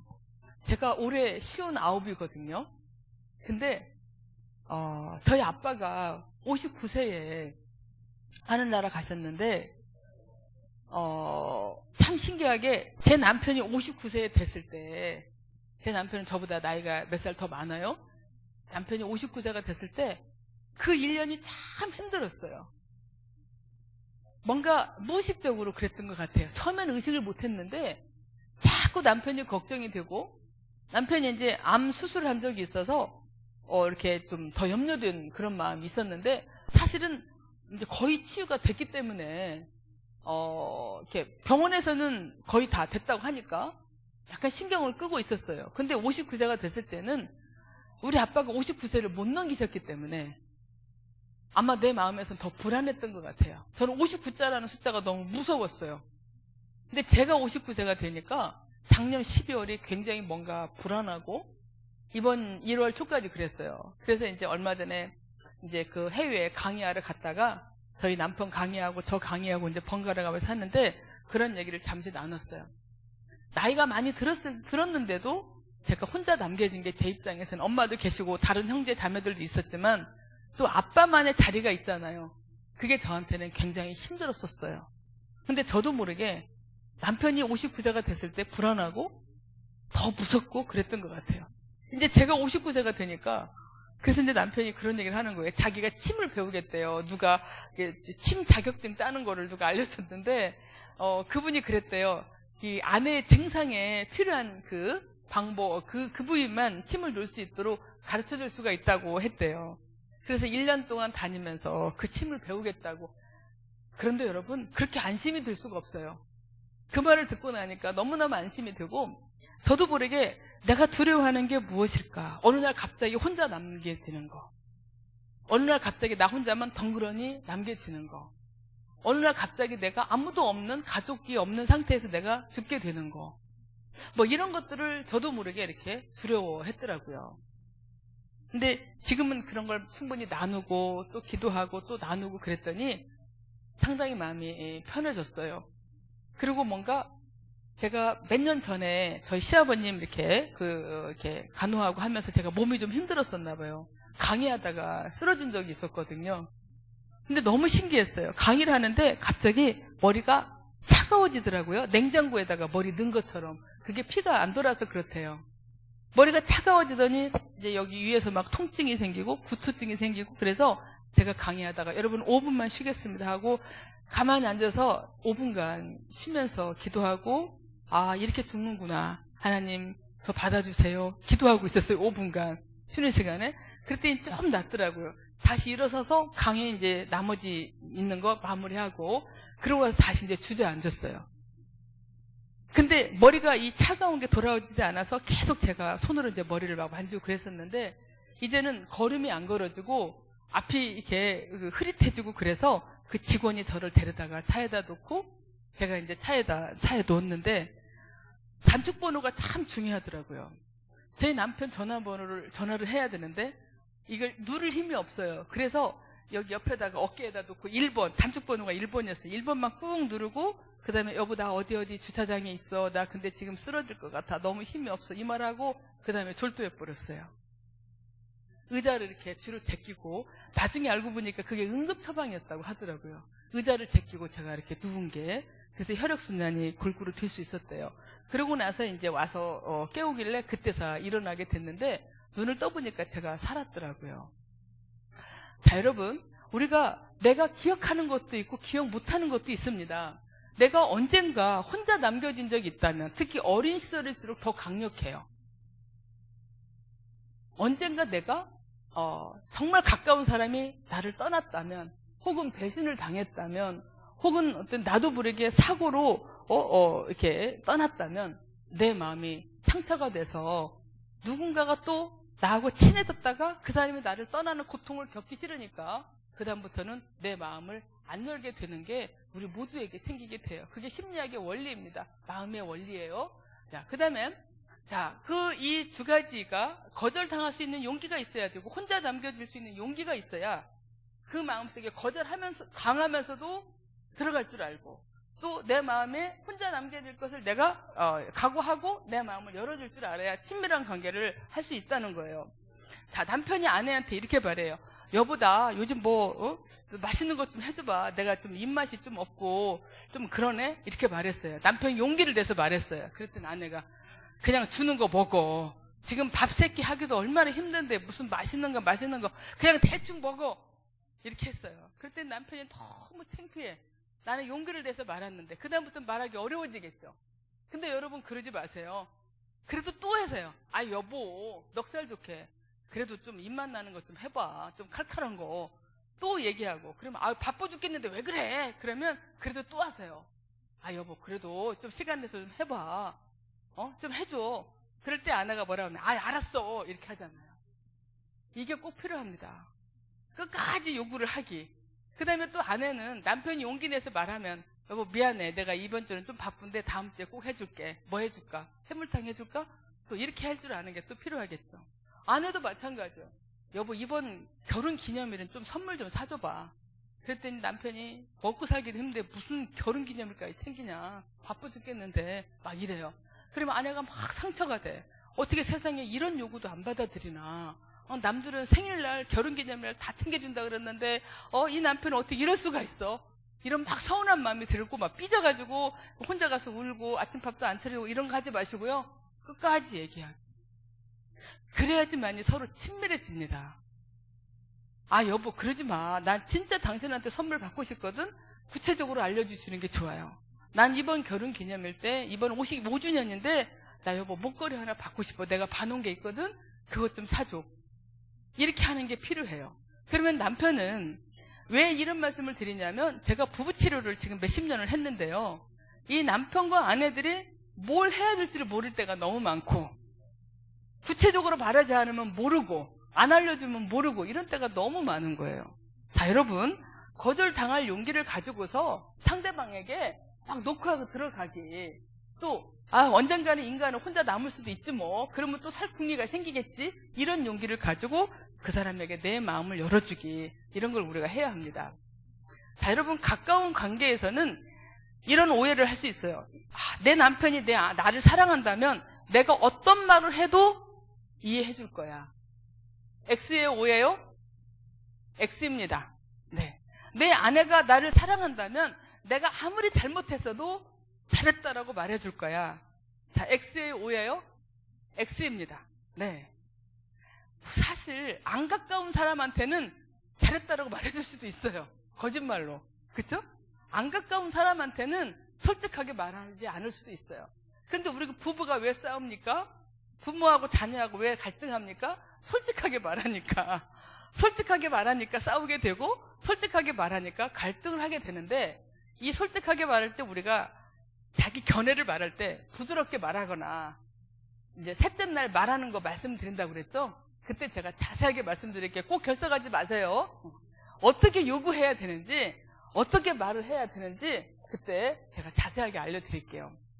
이렇게 우리가 아무리 가까운 견해 사이에서라도 내 견해가 있고 그다음에 내 의지, 내 감정이 있고 나의 개성이 있어요. 그래서 자율성이 있으면서 정체성이 살아있으면서 나라는 존재가 살아있으면서 하나님과 나와의 정체성이 살아있으면서 그 사람과 친밀해지는 것이기 때문에 아무리 가깝다고 해서 너하고 나하고 언제나 일치되지는 않아요. 남편이 아무리 나를 사랑해도 아유 여보 그건 당신이 좀 너무 심했네. 오빠가 서운해할 만하네. 이런 말을 할 수 있어요. 그렇죠? 어쩌면 친하기 때문에 할 수 있는 거죠. 내 의견에 상대방이 안 따라줄 수 있고 내 의견에 동의해 줄 수 있지 않아요. 어쩌면 그런 것들을 할 줄 알아야 건강한 관계예요. 제가 내일은 그런 말씀을 드릴 거예요. 두 사람이 하나인 것처럼 움직이는 거 아주 위험합니다. 원하는 거 다 들어주고, 부모 자녀도 마찬가지고, 부부도 마찬가지고, 의견이 없어. 너 뭐 먹을래? 짜장면 먹을래? 짬뽕? 아무거나. 자기 견해가 없어. 이러면 정체성이 살아나지 않아요. 내 정체성이 살아있어야 하나님과 나의 1:1 독대가 이루어지게 돼요. 내가 뭘 좋아하고 어떤 생각을 갖고 있고 어떤 가치관을 가지고 있고 나는 어떤 사람이고 내 마음은 어떤 때 화나고 나는 어떤 때 기쁘고 나에 대해서 내가 많이 알고 있고 내 견해가 살아있는 게 바로 정체성이 있는 거거든요. 그런데 우리가 친밀한 관계라고 하는 것을 내가 시키는 대로 따라오는 것, 내가 원하는 대로 따라오는 것, 이걸 친밀한으로 생각하게 되면 굉장히 오해가 많이 생길 수가 있어요. 아무리 친해도 거절할 수 있고 아무리 가까워도 어때요? 내가 원하지 않는 것은 할 수 없을 수 있어요. 그래서 그 사람이 내 의견을 반대했다고 그래서 그 사람이 나를 사랑하지 않아서 그렇다가 아니라 그 사람 여건이 안 돼서 그럴 수 있다는 것. 아무리 친밀해도. 자, 그래서 우리가 이 친밀해진다라고 하는 것은 거절당할 수도 있고 거절할 수도 있고 요구할 수도 있고 요구당할 수도 있고 이런 것들이 자유롭게 일어나는 관계가 바로 친밀한 관계입니다. 만약에 엄마가 이제 대학생인 아들한테 야 아들 엄마 지금 아빠가 출장 가셨는데 너 오늘 엄마랑 쇼핑도 하고 저녁도 같이 먹고 그러자 그랬어요. 그랬더니 아들이 엄마 오늘 안 되는데 친구하고 약속했어. 나 오늘 늦게 들어올 거야. 그랬더니 엄마가 막 화를 내면서 너 이제 머리 컸다고 네 맘대로 하기 있어? 막 이렇게 막 화를 내고 지금 아빠 안 계시니까 엄마 혼자 밥 먹어야 되는데 너 어떻게 오늘 같은 날 약속을 잡을 수 있어? 애를 막 야단을 쳐요. 근데 그럼 이때 아들이 알았어 취소하고 올게. 이렇게 하면 엄마랑 친한 아들일까요? 아닙니다. 이 아들의 독립을 방해하는 엄마가 되게 돼요. 엄마가 아우 좀 섭섭하다. 야 그래 알았어 친구랑 갔다 와. 근데 조금 일찍 올 수는 있니? 그래 알았어. 이렇게 절충할 수는 있어요. 아니면 그러면 그 친구하고 내일 만나고 오늘은 엄마랑 쇼핑 좀 할까? 그럴까? 친구한테 한번 물어보고 그럼 이렇게 할게. 근데 친구가 안 된대 엄마. 그냥 엄마 혼자 가. 아 알았어. 이런 관계가 바로 친밀한 관계입니다. 이해가 되시죠? 네. 내가 저 사람이 원하는 걸 안 들어줬더니 막 서운해. 그럼 그다음부터는 눈치 보게 되고 거리를 두게 되고 속마음을 못하게 되고 그래요. 근데 속 얘기를 할 줄 알아야 어떤 얘기든 거절이든 요구든 할 줄 알아야 친해지기 때문에 우리가 서로 그런 것들을 허용해야 됩니다. 하나님과 우리도 마찬가지죠. 하나님 이렇게 할까요? 아니 성경아 이것보다 저렇게 좋겠다. 네 주님 생각해 볼게요. 근데 하나님 저는 제 능력이 이건 안 될 것 같아요. 이렇게 하면 안 될까요? 이렇게 하나님과 계속 대화하면서 뭔가 하나님의 뜻이 내 뜻과 일치될 수 있도록 계속 조준을 하고 막 노력을 하고 그래도 하나님이 야 그래도 이렇게 해봐. 그러면 좀 어렵더라도 한번 해보는 거. 근데 뭐가 있냐면 친밀하면 감수할 줄 아는 게 있죠. 그렇죠? 내가 조금 손해를 볼지라도 내가 조금 어려울지라도 감수할 줄 알아요. 친밀하면. 그러나 거절할 수도 있다는 거, 동의하지 않을 수도 있다는 것을 우리가 서로 허락해야 됩니다. 자, 친밀한 관계를 하지 못하는 이유를 우리가 한번 살펴보도록 할게요. 자, 우리 성도님들 지금 어때요? 이해가 잘 되시고 재미있나요? 아, 네. 좀 약간 고급스러운 강의죠? 네. 네. 좀 뭔가 고급진 공부를 우리가 하고 있어요. 네. 네? 아, 네. 쏙쏙 와닿으세요? 아, 네. 어르신 감사합니다. 네. 자, 그러니까 우리가 학문이라는 게 이게 친밀감이라는 그 여러 가지 논문 속에 제가 정리한 건데, 제가 공부한 걸 정리한 건데, 우리 어르신이 말씀하신 것처럼 삶에서 경험한 것을 학문으로 정립을 해요. 그래서 우리가 다 마음에 와닿죠. 자, 살펴볼게요. 이거 좀 굉장히 재밌을 수 있는데요. 특별한 이유 없이 단 한 번도 사랑에 빠져본 적이 없다면, 깊은 관계에 빠지는 것이 두렵다면 친밀한 관계를 잘 못하는 것이라고 볼 수 있어요. 죄송합니다. 여기 결혼을 안 하시거나 못 하신 분 계신다면 한번 생각해 보시길 바래요. 네. 제 친구 같은 경우에는 정말 사랑하는 남자가 있었어요. 근데 지금은 산속으로 어디 소백산으로 들어가 버려서 이제 저하고 연락도 안 돼요. 핸드폰도 없어요. 제가 그 산에 찾아가야 볼 수 있는데 정말 대학 때 좋아하는 남자가 있었어요. 지금 보면 약간 현빈 닮았어요. 현빈 아세요? 네, 키도 크고 요즘 알함브라 궁전에. 네. 근데 그 남자친구하고 연애를 한참 하고 있을 때에 선배 언니가 야, 네 남자친구 좀 소개해줘. 그래서 소개를 해줬어요. 그래서 셋이 밥을 먹었는데 그 언니가 전화번호를 알려달라고 한 거예요. 그때는 핸드폰 같은 거 없고 이제 집 전화를 따간 거죠. 그러니까 얘가 뭐 물어볼 게 있다고 하니까 아무 생각 없이 전화번호를 알려줬어요. 그랬더니 그 언니가 제 친구 남자친구한테 전화를 해서 만나자고 했어요. 그런데 뭐라고 해서요 만나자고 했냐면 제 친구를 이제 예를 들어서 홍길동이다 아니 길순이다 이렇게 하면 길순이가 지금 큰 어려움이 있는데 지금 내가 가서 얘기를 해주고 싶다. 그러니까 그 남자친구가 제 친구를 얼마나 좋아했으니까 많이 좋아하니까 그 얘기 듣고 만나고 싶지 않았겠어요? 그래서 덜커덕 만났어요. 근데 만났는데 이제 나중에 그 남자를 통해서 들은 얘기인데 이제 이 제 친구의 선배가 그 남자가 탐이 났던 거예요. 그래서 그날 밥을 먹고 또 술을 먹고 그리고 이제 이 남자친구가 술을 못 먹는데 어쨌든 정신을 잃었나 봐요. 아침에 눈을 떠봤더니 여관이었대요. 그래서 이제 제 친구의 그 선배가 나하고 결혼해줘야 된다. 나는 이제 이미 당신한테 순결을 잃었다. 결혼해주지 않으면 안 된다라고 하니까 그리고 이제 가시 막 바로 상견례 잡고 이렇게 급하게 서둘러서 결혼을 하게 됐는데 제 친구가 그 뒤로 남자를 안 사귀어요. 그때 걔가 저한테 무슨 말을 했냐면 나는 이제 내 인생에 남자는 없다. 자기가 자기 아빠가 외도를 해서 남자를 참 안 믿었는데 그 사람은 진짜 괜찮은 것 같아서 한번 믿어봤는데 그 남자 역시 이렇게 다른 여자하고 이렇게 물론 누구 잘못인지는 모르겠으나 어쨌든 자기를 배신했다고 생각을 하니까 이제 내 인생에 남자는 없다. 그리고 그다음부터 남자를 사귀지 않았어요. 그리고 지금까지 결혼하지 않고 아예 그냥 산으로 들어가 버렸어요. 물론 또 다른 이유들도 있어요. 동생들 키우다가 나이를 먹었을 수도 있어요. 부모님 대신 돈 벌어서 살림하다가 나이가 먹을 수도 있어요. 여러 가지 이유가 있을 수도 있는데 어쨌든 간에 친밀한 관계를 해본 적이 없거나 잘 못하거나 이럴 가능성이 크다는 거죠. 자, 어떤 사람과의 관계, 누구하고 관계든 관계에서 아픔을 경험하게 되면 많은 경우에 이런 일이 생깁니다. 시작! 버림받을까봐 두렵거나 배신당할까봐 걱정되거나 혼자 남겨질까봐 사람을 믿을 수가 없어서 거절당하는 게 두려워서 마음을 열지 못하게 됩니다. 소위 말하면 상처입니다.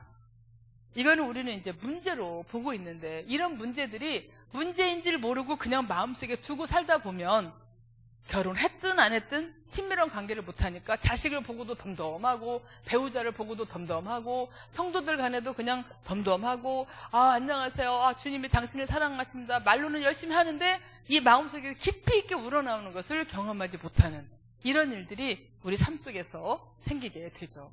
자, 또 봅시다. 시작! 나의 나쁜 점을 알고 실망할까봐 또 나의 부정적인 모습을 보면 나를 비판하거나 떠날까봐 비밀이 있어서 가까이 못함. 마음을 열었는데 떠날까봐 믿을 수가 없어서 의심이 많아서 막 보기만 해도 너무 마음이 아프지 않아요? 제가 몇 년 전에 상담했던 한 그 학생이 학생은 아니고 학교 졸업하고 이제 나이가 좀 이렇게 들은 직장인이었는데 저한테 문자가 왔어요. 그 문자가 뭐였냐면 저는 지금 교수님이 참 좋아요. 너무 고맙고 제 문제도 많이 해결하는데 도와주셨고 지금 참 좋아요. 그런데 과연 교수님이 안 변할까? 이런 생각이 들어서 참 고민이 돼요.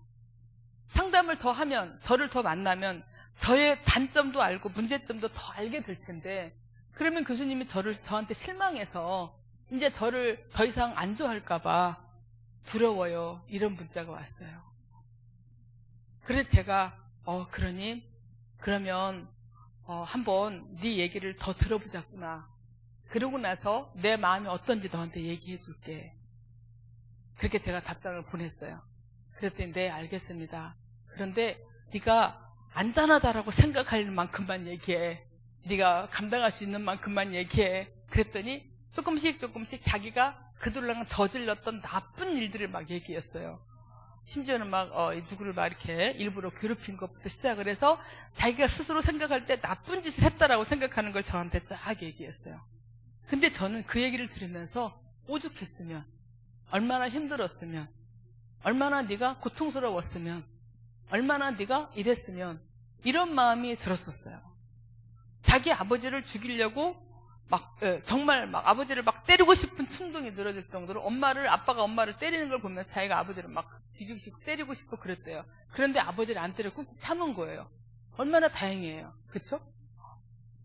그런 얘기를 하나하나 쭉 하는데 저는 하나도 실망하지 않았어요. 너는 정말 네 자신에 대해서 정말 이렇게 탐색도 많이 하고 네가 잘못한 것도 많이 이렇게 깨달으려고 하고 반성도 많이 하고 회개도 많이 하고 또 아버지와 관계를 잘하려고 그렇게 노력하고 이 하나하나가 얼마나 이쁘고 사랑스럽던지. 자, 그러나 그런 얘기를 하기 전에는 나에 대해 실망은 어떡하지? 내 부정적인 모습 보고 나를 비판하면 어떡하지? 그 다음에 내가 이것만큼이 내 인생에 절대로 말하지 않을 거야. 수치스러워. 내가 이것을 내 비밀을 누가 아는 것은 너무나 힘들어. 이러다 보면 친해지면 비밀을 말해야 될까봐 더 가까이 가지 못하게 되기도 합니다. 자, 여러분, 엄마하고 아빠한테 뭔가 요구해서 거절당해 본 적 있어요? 제 대학교 친구는요, 집이 되게 가난했는데 엄마한테 아이스크림 사달라고 한마디 했다가 엄청 많이 맞았대요. 그러니까 눈치 없이 엄마가 화났을 때 아이스크림 사달라고 했나 봐요. 엄마가 화풀이를 한 거예요, 얘한테. 그래가지고 우리가 아이스크림 한 50개는 사줬어요. 얘 상처가 해결될 때까지. 이제 뭐 히스토리, 이제 인생의 라이프 히스토리 나눌 때마다 얘는 그 얘기를 해요. 아이스크림 먹고 싶다고 말했다가 개 패듯이 나를 팼다. 그래서 내가 너무 속상하다. 이제 이 얘기를 하니까 우리가 아이스크림 여기서 사다가 뭐 먹고 싶어? 또 사주고 또 그 얘기 또 하면 사주고 한 50개는 사줬어요. 대학 4년 내내. 이런 것들. 뭔가 엄마 나 100원만, 엄마 나 사탕 하나 사줘, 엄마 나 옷 하나 사줘, 엄마 나 원피스만. 지금 밥도 못 먹네. 무슨 원피스냐라고 막 혼나고 학원 보내달라고 혼나고. 여러분, 엄마한테 나는 아빠한테 한 번도 거절당한 적이 없다. 손 들어보시겠어요? 거절 한 번도 안 당했어요? 와, 원하는 거 다 해주셨어요? 그러셨군요. 네, 그래요. 나는 내가 엄마한테 아빠한테 뭔가 얘기를 했는데 거절당한 적이 있다. 네, 거의 대부분 있어요. 그렇죠? 혼난 적이 있다 없다? 자, 나는 우리 부모님한테 혼난 적이 있다 없다. 시작. 예, 정상입니다, 여러분. 그런데 그 나이 때는 그게 막 해소가 안 돼요. 막 서운하고 속상하고 그래서 마음에서 막 체해요. 체해가지고 얹혀 있어요. 그걸 우리는 상처라고 표현을 하게 되죠. 이런 일들을 우리가 겪게 되면 다른 사람한테 속마음 얘기하는 게 참 힘들어져요. 얼마나 부끄러워요, 거절당하고 나면. 그런데 그 순간만 넘기면 또 괜찮아지는데 그 순간이 너무 힘드니까 다시 못하게 되는 거죠. 자, 또 있습니다. 실수나 실패를 하게 되면 막 비난받을까봐 무엇인가를 잘 못하죠. 또 상실을 경험했을 때 엄마나 아빠나 형제, 자매, 친구 중에 미리 먼저 나를 떠난 사람, 죽음을 통한 상실이 가장 상처가 큽니다. 트라우마 중에서 상실 트라우마가 제일 크거든요. 그 중에서 죽음 트라우마가 제일 커요. 왜 그러겠어요? 못 만지니까, 더 이상 볼 수 없으니까. 제가 아빠가 저희가 돌아가셨을 때 제가 기절을 했었어요. 이렇게 아빠를 보는 순간 어디서 막 달려왔는데, 그러고 나서 제가 늘 했던 말이면은 아빠라고 한 번만 불러보면 좋겠다. 지금 아빠 이렇게 손을 이렇게 만져보고 싶다. 우리 어르신들 보니까 너무 좋아요. 우리 아빠가 살아계셨으면 우리 어르신들 연세 정도 되지 않았을까 싶어요. 근데 진짜 제일 그리운 게 뭐냐면 만져보고 싶은 거, 이렇게 손잡고 싶은 거, 그 다음에 이렇게 얼굴 이렇게 만져보고 싶은 거, 이렇게 막 불러보고 싶은 거. 허공에 대고 몇 번 불러보긴 하지만 느낌이 다르죠. 이 상실 경험이라고 하는 것은 참 오랫동안 아픕니다. 여러분, 이거는 잘 안 없어져요. 그냥 그러려니 하고 보고 싶으면 울고 또 괜찮아지면 또 괜찮아지고 이렇게 가면서 점점 약해지는 것이 정상인 것 같아요. 어쩌면 없어지지는 않을 것 같기도 합니다. 이 상실 경험이. 네. 일관성 없는 부모의 태도. 엄마가 막 아빠가 막 감정대로 하시는 경우가 있죠. 이럴 때는 일관성이 없는 겁니다, 여러분. 어떤 때는 야단 안 쳤는데 어떤 때는 잘했다고 그러고 어떤 때는 막 혼내고 이런 것은 부모님들의 기분에 따라서 움푹짐푹 하는 거죠. 자, 그 다음에 유기감. 유기감은 뭐냐면 버려진 느낌. 누군가가 나를 버린 느낌. 이거 굉장히 괴롭습니다. 이런 분들은 누가 나를 버릴까봐 늘 준비해요.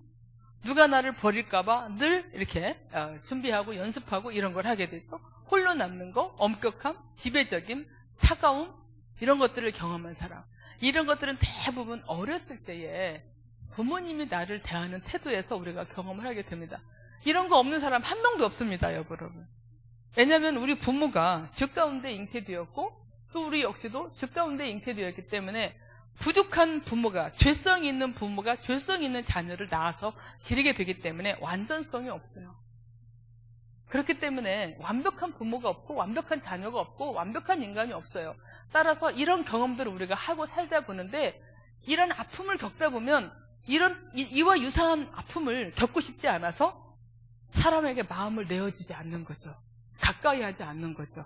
적당히 거리를 이렇게 유지하면서 지내거나 아까 말씀드리면 좀 친해질만 하면 무서우니까 상처를 받을까 봐 무서우니까 먼저 사버리거나 또 이렇게 거리를 둬버리거나 이렇게 하면서 자기 마음을 보호하게 됩니다.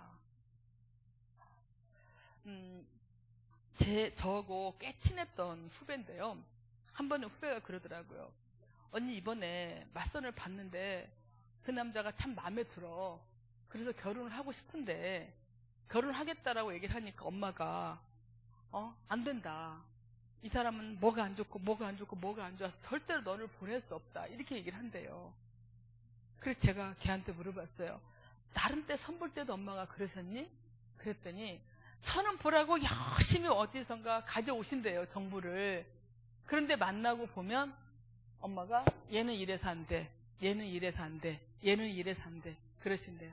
자, 보내고 싶은 마음 있어요? 없어요? 네. 이 엄마가 일찍 혼자 되셔서 이 혼자 되는 게 두려워서 이 딸을 못 보내는 거예요. 그런데 나이 든 딸을 보면서 어때요? 보내야 하는데 머리로는 보내야 하는데 가슴으로는 못 보내고 있는 거예요. 혼자 남겨있는 게 너무 두려워요. 그러니까 이 엄마가 얼마나 이렇게 이 노력을 하셨냐면 말로는 너 시집 가야 되는데 그러면서 울면서 말씀하시는 너 시집 가야 되는데 이렇게. 그래서 결국은 얘가 시집 가는 것을 포기했어요. 그래서 어느 날 하루는 저한테 그러더라고요. 언니 내가 남편과 함께 엄마랑 함께 사는 것은 어렵고 그 댁에 이제 부모님들을 모셔야 되는 상황이었어요. 좋아하는 남자가. 근데 그렇게 되면 이제 엄마가 혼자 계셔야 되고 자기 오빠는 엄마하고 같이 못 산다고 그러고 언니 내가 결혼해서 이 나이에 무슨 영화를 보겠다고 우리 엄마를 이렇게 슬프게 울게 이 버림받을까 봐 두려워하는 이 엄마를 내가 놔두고 내가 꼭 시집을 가야 할까? 언니 나 그냥 시집 안 가고 우리 엄마랑 둘이 살래. 그랬으면 엄마하고 살아요. 이제 50이 넘었어요. 이 엄마가 너무 두려워하니까 제 후배가 엄마를 선택을 해버렸어요. 어쩌면 그것을 잘했다 잘못했다 하긴 참 어려운데 그런 형태도 있을 수가 있다 이 말씀입니다. 자, 안정애착을 경험한 적이 없어서 친밀한 관계를 할 줄 모르는 이 안정애착이 어떤 거냐면요. 자, 이제 방에 있어요. 엄마가 있고 여기 이제 장난감이 있어요. 그러면 어린애가 발발발 기어가다가 이제 엄마한테 가서 이렇게 딱 안겨요. 근데 주변에 두리번 해보니까 여기 레고도 있고 인형도 있고 막 그래요. 막 호기심이 생겨요. 그러면 인형을 가서 막 만지기도 하고 또 다른 장난감을 막 만지기도 해요. 그러다가 한참 놀다가 엄마 생각이 나요. 그러면 딱 쳐다보면 엄마가 있죠. 그럼 막 기어가가지고 엄마 무릎에 잠깐 앉았다가 해 하고 있다가 다시 또 주변을 막 탐색하죠. 이럴 때 우리는 이 엄마를 안전기지라고 불러요. 이 안전기지가 있을 때 맘 놓고 주변을 탐색해요. 안정애착이 됐을 때 이게 가능한데요. 내가 언제든 다시 돌아갈 안정기지가 있기 때문에 이 아이는 맘 놓고 주변을 탐색을 합니다. 그런데 이 안정애착이 안 된 사람들, 즉 이제 아빠하고 엄마하고 이제 맞벌이 부부예요. 그래서 이제 엄마나 아빠가 아이를 이제 유치원에 데려다 줘요. 자, 영희야, 오늘 재밌게 놀다 와. 엄마 아빠도 직장 가서 열심히 일하고 올게. 이따 만나? 응, 엄마, 응, 아빠 하고 들어가는 애들. 그런 애들은 만날 때도 어떠냐면, 엄마 아빠 왔다 그러면 엄마 왔다 아빠 왔다 하고 반갑게 맞이해요. 이런 애들은 안정애착이 된 애들이에요. 자, 그런데 불안애착이 된 아이들은 어떡하냐면 엄마 아빠가 이제 회사 가려고 유치원에 데려다 주니까 막 안 떨어지려고 막 울어요. 엄마 아빠 막 서럽게 울어요. 불안해서 그래요. 분리불안. 이게 지금 관계가 친밀감이 형성이 안 돼 있는 거예요. 애착 관계가. 그러면 엄마, 아빠 하고 막 울을 때 그때 이제 이따 엄마랑 아빠 올 테니까 네가 좋아하는 거 사오는 거 올 테니까 막 달래고 또 선생님 와서 막 달래고 간신히 뛰어나요. 그러면 엄마 아빠가 이제 나간 뒤에 이 아이는 또 선생님이 이렇게 잘 달래서 놀아요. 근데 시간이 돼서 엄마 아빠가 와서 자, 영희야 엄마 아빠 왔다 그러면 잘 놀고 있다가 엄마 하고 울어요. 이럴 때 선생님들이 많이 당황해요. 에인스워스라는 학자가 이걸 이렇게 비디오를 찍어서 막 분석하고 막 그랬는데 이럴 때 선생님은 얼마나 당황스럽겠어요. 좀 전까지도 잘 놀았는데 엄마 아빠 오니까 애가 울으니까 불안해차. 얘네들은 함께 있어도 불안하고 떨어져도 불안하고 이런 애들이에요. 자, 그 다음에 회피애착 된 애들이 있어요. 이런 애들은 엄마 아빠가 유치원에 데려다 주면서 오늘 하루 잘 지내? 말 떨어지자마자 손살같이 달려가서 친구들하고 놀아요. 장난감을 만지거나. 자, 그 다음에 또 만나러 왔어요. 자, 어서 와. 그러면 안기지 않고 가서 집 방에 가서 가방 가지러 가요. 마음을 닫아놓은 상태예요. 이미 상처를 입었어요. 그래서 마음을 열지 않으려고 무의식적으로 작동이 되게 되는 거죠. 거리를 약간 둬야 자기가 편하니까. 가까이 다가갔을 때 상처를 입으면 이제 다가가지 않으려고 자기를 어떤 보호 장치가 생기게 되게 되는 거죠. 자, 이렇게 여러 가지 형태 있지만 크게 제가 세 가지를 구분을 해서 말씀을 드렸는데 이 어린 시절에 안정애착이 안 된 사람들은 어른이 돼서 노력해서 이 안정애착을 얼마든지 만들어갈 수 있습니다. 그게 바로 친밀감이에요. 만약에 여러분들께서 과거를 묻지 않고 오늘부터 자, 친밀감 시작. 내가 당신에게 가까이, 당신이 나에게 가까이. 나는 내 자녀에게 가까이, 내 자녀는 나한테 가까이. 과거는 묻지 않고 지금부터 제루섬이라고 듣고서 시작하게 되면 우리는 상당히 많이 좋아지게 돼요. 그냥 하나님 믿고 가는 겁니다. 우리 예수 그리스도께서 이미 치유를 우리한테 다 해주셨고 미래 완료형으로 다 속죄해 주셨기 때문에 우리는 그 말씀을 믿고 하루하루 한 발 한 발 가면 조금씩 우리는 회복하게 돼서 그 중에 하나가 접니다. 이렇게 증거예요. 제가 증거. 정말 이렇게 우리나라의 그냥 아줌마 중에 한 명이지만 제가 삶 속에서 하나님을 경험한 것을 증거를 하다 보면 공통된 게 참 많은 것 같아요. 제가 이제 사적인 자리에서 가끔 얘기를 하면 그러셨어요. 저하고 비슷하네요. 이러면서 같이 나누기도 하고 그러는데요. 자, 여러분들의 경우는 어떠신가요? 지금까지 제가 말씀을 여러 개를 드렸는데요. 자, 내 상처는 어떤 것인 것 같아요? 내가 친밀감을 잘 못하는 이유는 무엇일까요? 상처가 아니더라도 나한테 익숙한 방법이 너무나 오랫동안 나한테 이렇게 찌들어져 있어서 친밀감을 못 느낄 수도 있어요.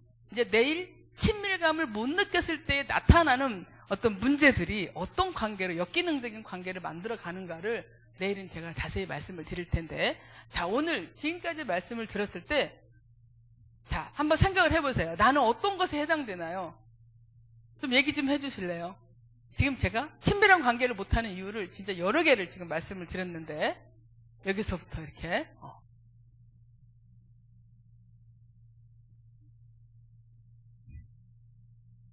네. 자, 그러면 이렇게 여쭤볼게요. 나는 이유를 찾았다. 이렇게. 나는 이유를 찾았다. 손 들어주시겠어요? 네. 경상도는 조금 다른가 보네요. 네. 그렇구나. 조금 근데 내가 이래서 이렇구나 이런 느낌 좀 들지 않아요? 네. 내가 이래서 가까이 가는 게 좀 어렵구나. 내가 이래서 누가 다가오는 게 좀 어렵구나. 내가 이래서 속마음을 이렇게 털었다가 거절당하면 그다음부터 내가 삐져가지고 말을 잘 안 하는구나. 누군가가 나한테 이렇게 했는데 내가 그게 버거웠구나. 왜? 친해졌다가 그 다음에 또 싸울까봐 두려워서 이런 것들이 지금 조금씩 생각이 되어졌다면 오늘 이 시간이 저희에게 너무나 유익한 시간이었다고 생각이 됩니다.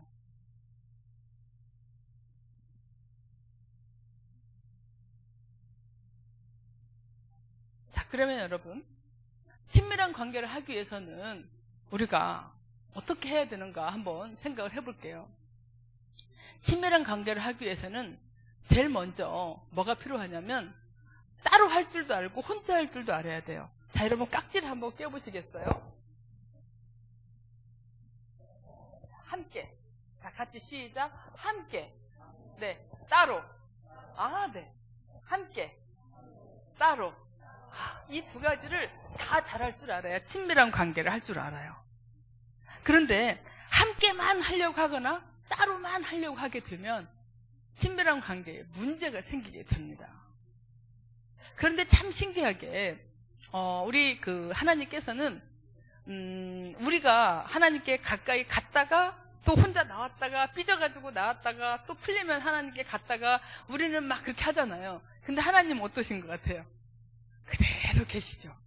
왔냐 그러시고 이제 좀 풀렸냐 그러시고 정말 그 자리에 변함없이 우리를 만나 주시는데 내 마음이 삐졌을 때는 그게 안 느껴지잖아요. 근데 내 마음이 좀 풀리면 그게 느껴져요. 저는 상담을 하고 나서 가장 기분 좋을 때가 어떠냐면 교수님 요즘 제가 기도문이 닫혔거든요. 아무리 기도를 하려고 해도 눈물만 나오고 아무리 기도를 하려고 해도 마음이 안 열려요. 그리고 뭔가 마음이 담담하고 무겁긴 한데 안 열려요. 하나님한테 삐졌거나 하나님한테 화났거나 지금 자기 인생이 너무 벅차거나 막 이럴 때 상담을 받고 나면 무슨 얘기를 하시냐면 기도가 열렸어요. 하나님께 기도가 너무 잘 돼요. 이런 얘기를 할 때 최고로 기쁩니다. 왜냐하면 우리는 상담의 목적이 뭐냐면 하나님을 잘 믿게 도와주는 거예요. 그래서 모든 상담의 최고봉은 기독교 상담입니다. 하나님과 관계가 잘 될 수 있도록 우리는 옆에서 도와주는 거죠. 하나님과 친밀한 관계가 되고 나면 둘이 알아서 해결합니다. 주여 이렇게 하면 야 이렇게 하면서 둘이 해결을 여기서 해내니까 둘이 삼각관계가 필요가 없어요. 그럼 우리는 하나님과 이 관계가 회복될 수 있도록 옆에서 도와주다가 관계가 회복되면 우리는 빠집니다. 하나님 자리에 들어가지 않고 우리는 빠져요. 그러면 하나님과 이제 독대를 하면서 이렇게 관계를 하기 때문에 이제는 스스로가 이렇게 하나님을 따라갈 수 있는 힘이 생기게 돼요. 여러분 있잖아요. 폴틸리라고 하는 신학자가 있어요. 폴틸리. 어떤 분들은 철학자라고 말하기도 하는데 이분이 이분이 있잖아요. 이런 얘기를 했어요. 제가 그분 책을 보면서 너무나 신기해가지고 막 줄을 친 게 있는데 그게 뭐냐면 고대인들은 기도를 하면 심리치료 효과가 생겼대요. 그런데 현대인들은 심리치료를 받아야 기도문이 열린대요.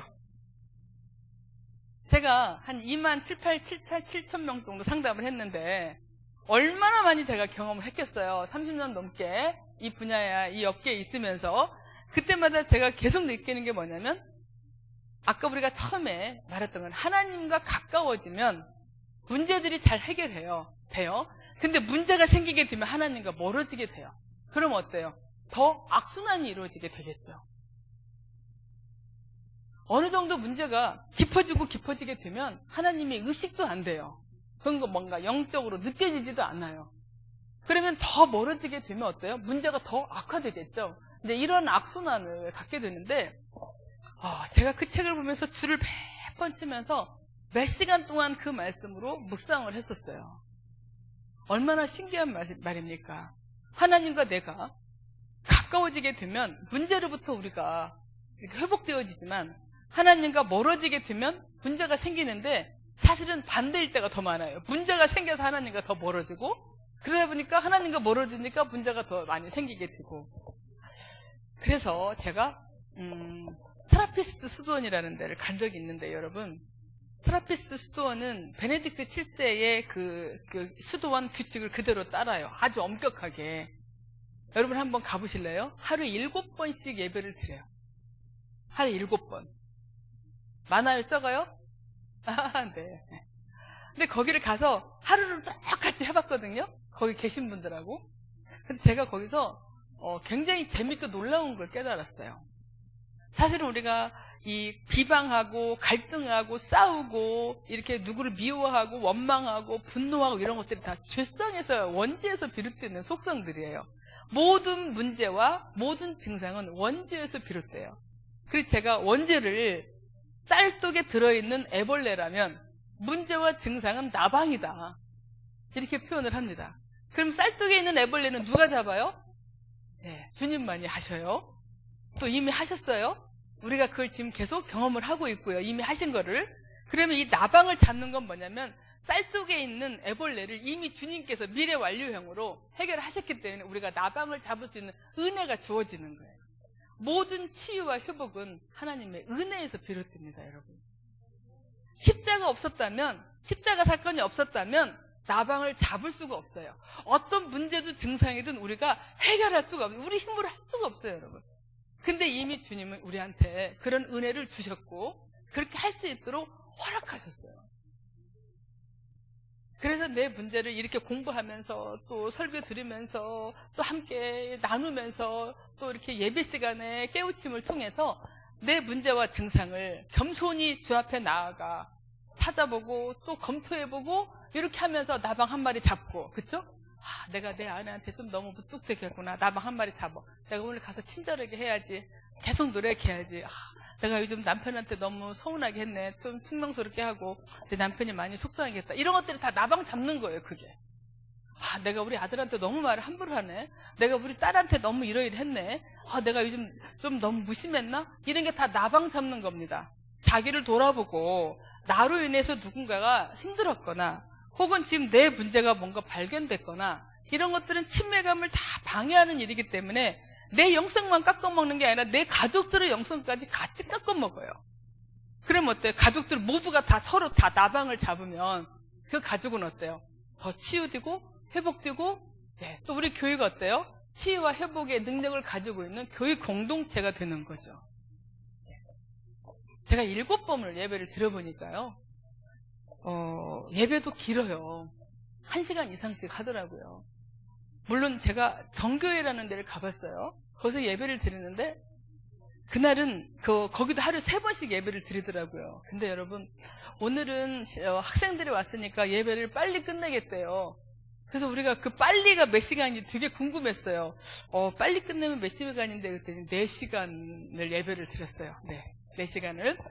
이제 동방정교회라고 많이 들어보셨죠? 정교회인데 4시간을 예배를 드렸어요. 그래서 너무 궁금해서, 근데요, 평소에는 몇 시간 예배 드려요? 그때 7시간 예배를 드린대요. 7시간 예배를 우리 왔다고 4시간으로 줄여서 이렇게 예배를 드렸어요. 우리가 수업시간 대신 이제 갔기 때문에. 근데 아까 말씀드린 트라피스트 수도원을 갔는데 7번을 기도하다 보니까요, 아침에 일어나서 기도하고 그 다음에 잠시 뭐 하다가 다시 또 예배 드려야 되죠. 그러다 보면 또 밥 준비해야죠. 밥 먹고 나면 가서 또 기도. 여러분, 쉬어질 시간이 없겠더라고요.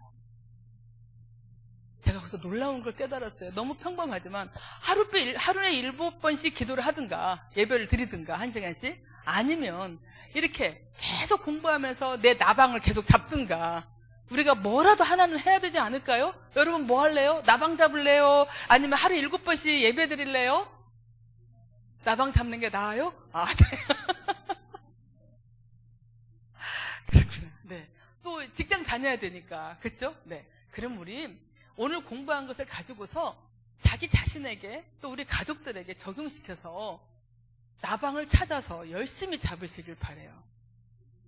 네. 이 쌀독에 있는 애벌레는 누가 없앴습니까? 예, 우리 주님이 없앴습니다. 우리는 나방을 열심히 잡아. 그것도 주님의 은혜로 말미암아. 우리 능력만 갖고는 안 되니까. 아멘? 네. 자, 그런 마음으로 우리가 친밀한 관계를 위해서는 어떻게 해야 되느냐. 제일 먼저 다름을 수용할 줄 알아야 되죠. 제가 책에 나온 일을 그대로 써보면 이렇습니다. 서로 유사한 점이 있다면 그걸 통해서 친해지고, 서로 다른 점이 있다면 그걸 수용하기 위해서 성장한다. 어때요? 멋있죠? 네. 내 아내는 이것이 참 나하고 다르네. 또 내 남편은 저것이 이거 참 다르네. 그렇다면 왜 다른가를 성격 검사를 해서 연구를 하든지 아니면 전문가를 찾아가서 도움을 받든지. 저 부부 상담 많이 해요. 제가 한 번은 교회에서 부부 성장 세미나를 하는데 어떤 분들 두 분이 집사님 부부인데 저 교수님 이 자리에서 저 상담 좀 해주세요. 그래도 다 보는 데서 거기서 상담을 했어요. 그랬더니 다른 분들도 같이 막 도움을 막 받는 거예요. 혹시 원하시면 제가 앞으로 두 분 모시고 내일이나 모레 중에 상담해드릴 수 있습니다. 정말 우리가 똑같은 사람은 한 명도 없어요. same 하지만 different 합니다. 이 same 하지만 different 한 거를 찾아서 그 사람이 그런 모습을 내가 비난하지 않고 받아들이면서 내 마음의 품을 찢어서 넓히면서 저도 제 속이 좁거든요. 간장동지만한 것을 계속 늘려서 지금 그래도 조금 국제접가 정도는 된 것 같아요. 이제 여기서 더 찢어서 이제 세수대만큼 넓려야 되는데 이만한 거를 찢어서 넓히고 왔어요. 이 군살이 막 마음의 군살이 막 이렇게 부수면서 자 여러분 이 다름을 수용할 줄 안다라고 하는 것은 도덕과 윤리에 벗어나지 않는 우리의 율법에서 벗어나지 않는 범위 안에서 뭔가 차이가 있다. 이것은 비난거리가 못 됩니다. 다르구나. 제가 어떤 부부가 그러는 거예요. 어디 유원지를 갔대요. 근데 남편이 물을 굉장히 무서워한대요. 근데 이제 오리배가 있으니까 남편이 타고 싶었나 봐. 호기심에.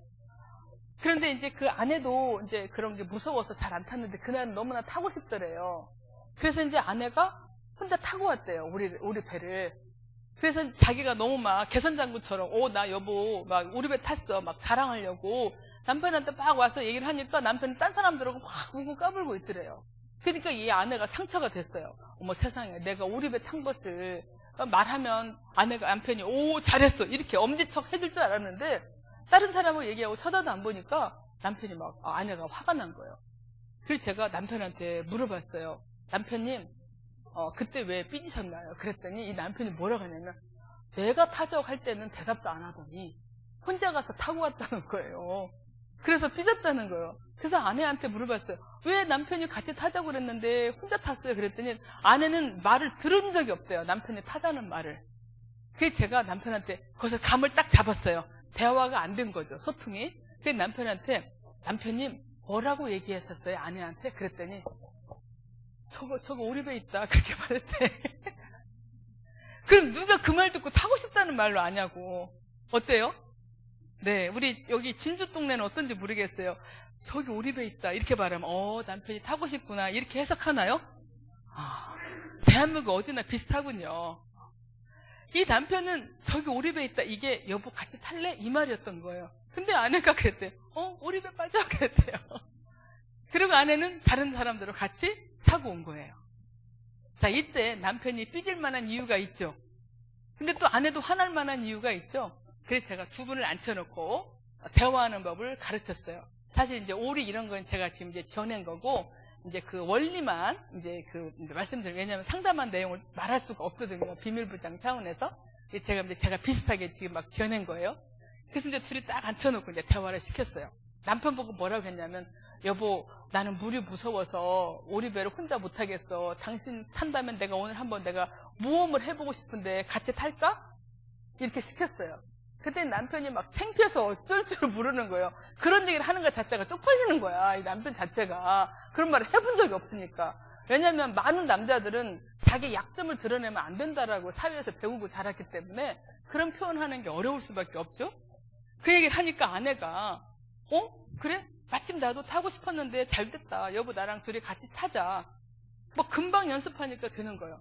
그래서 과제를 내줬어요. 다른 장면에 가서 하도록. 너무너무 과제를 잘해요.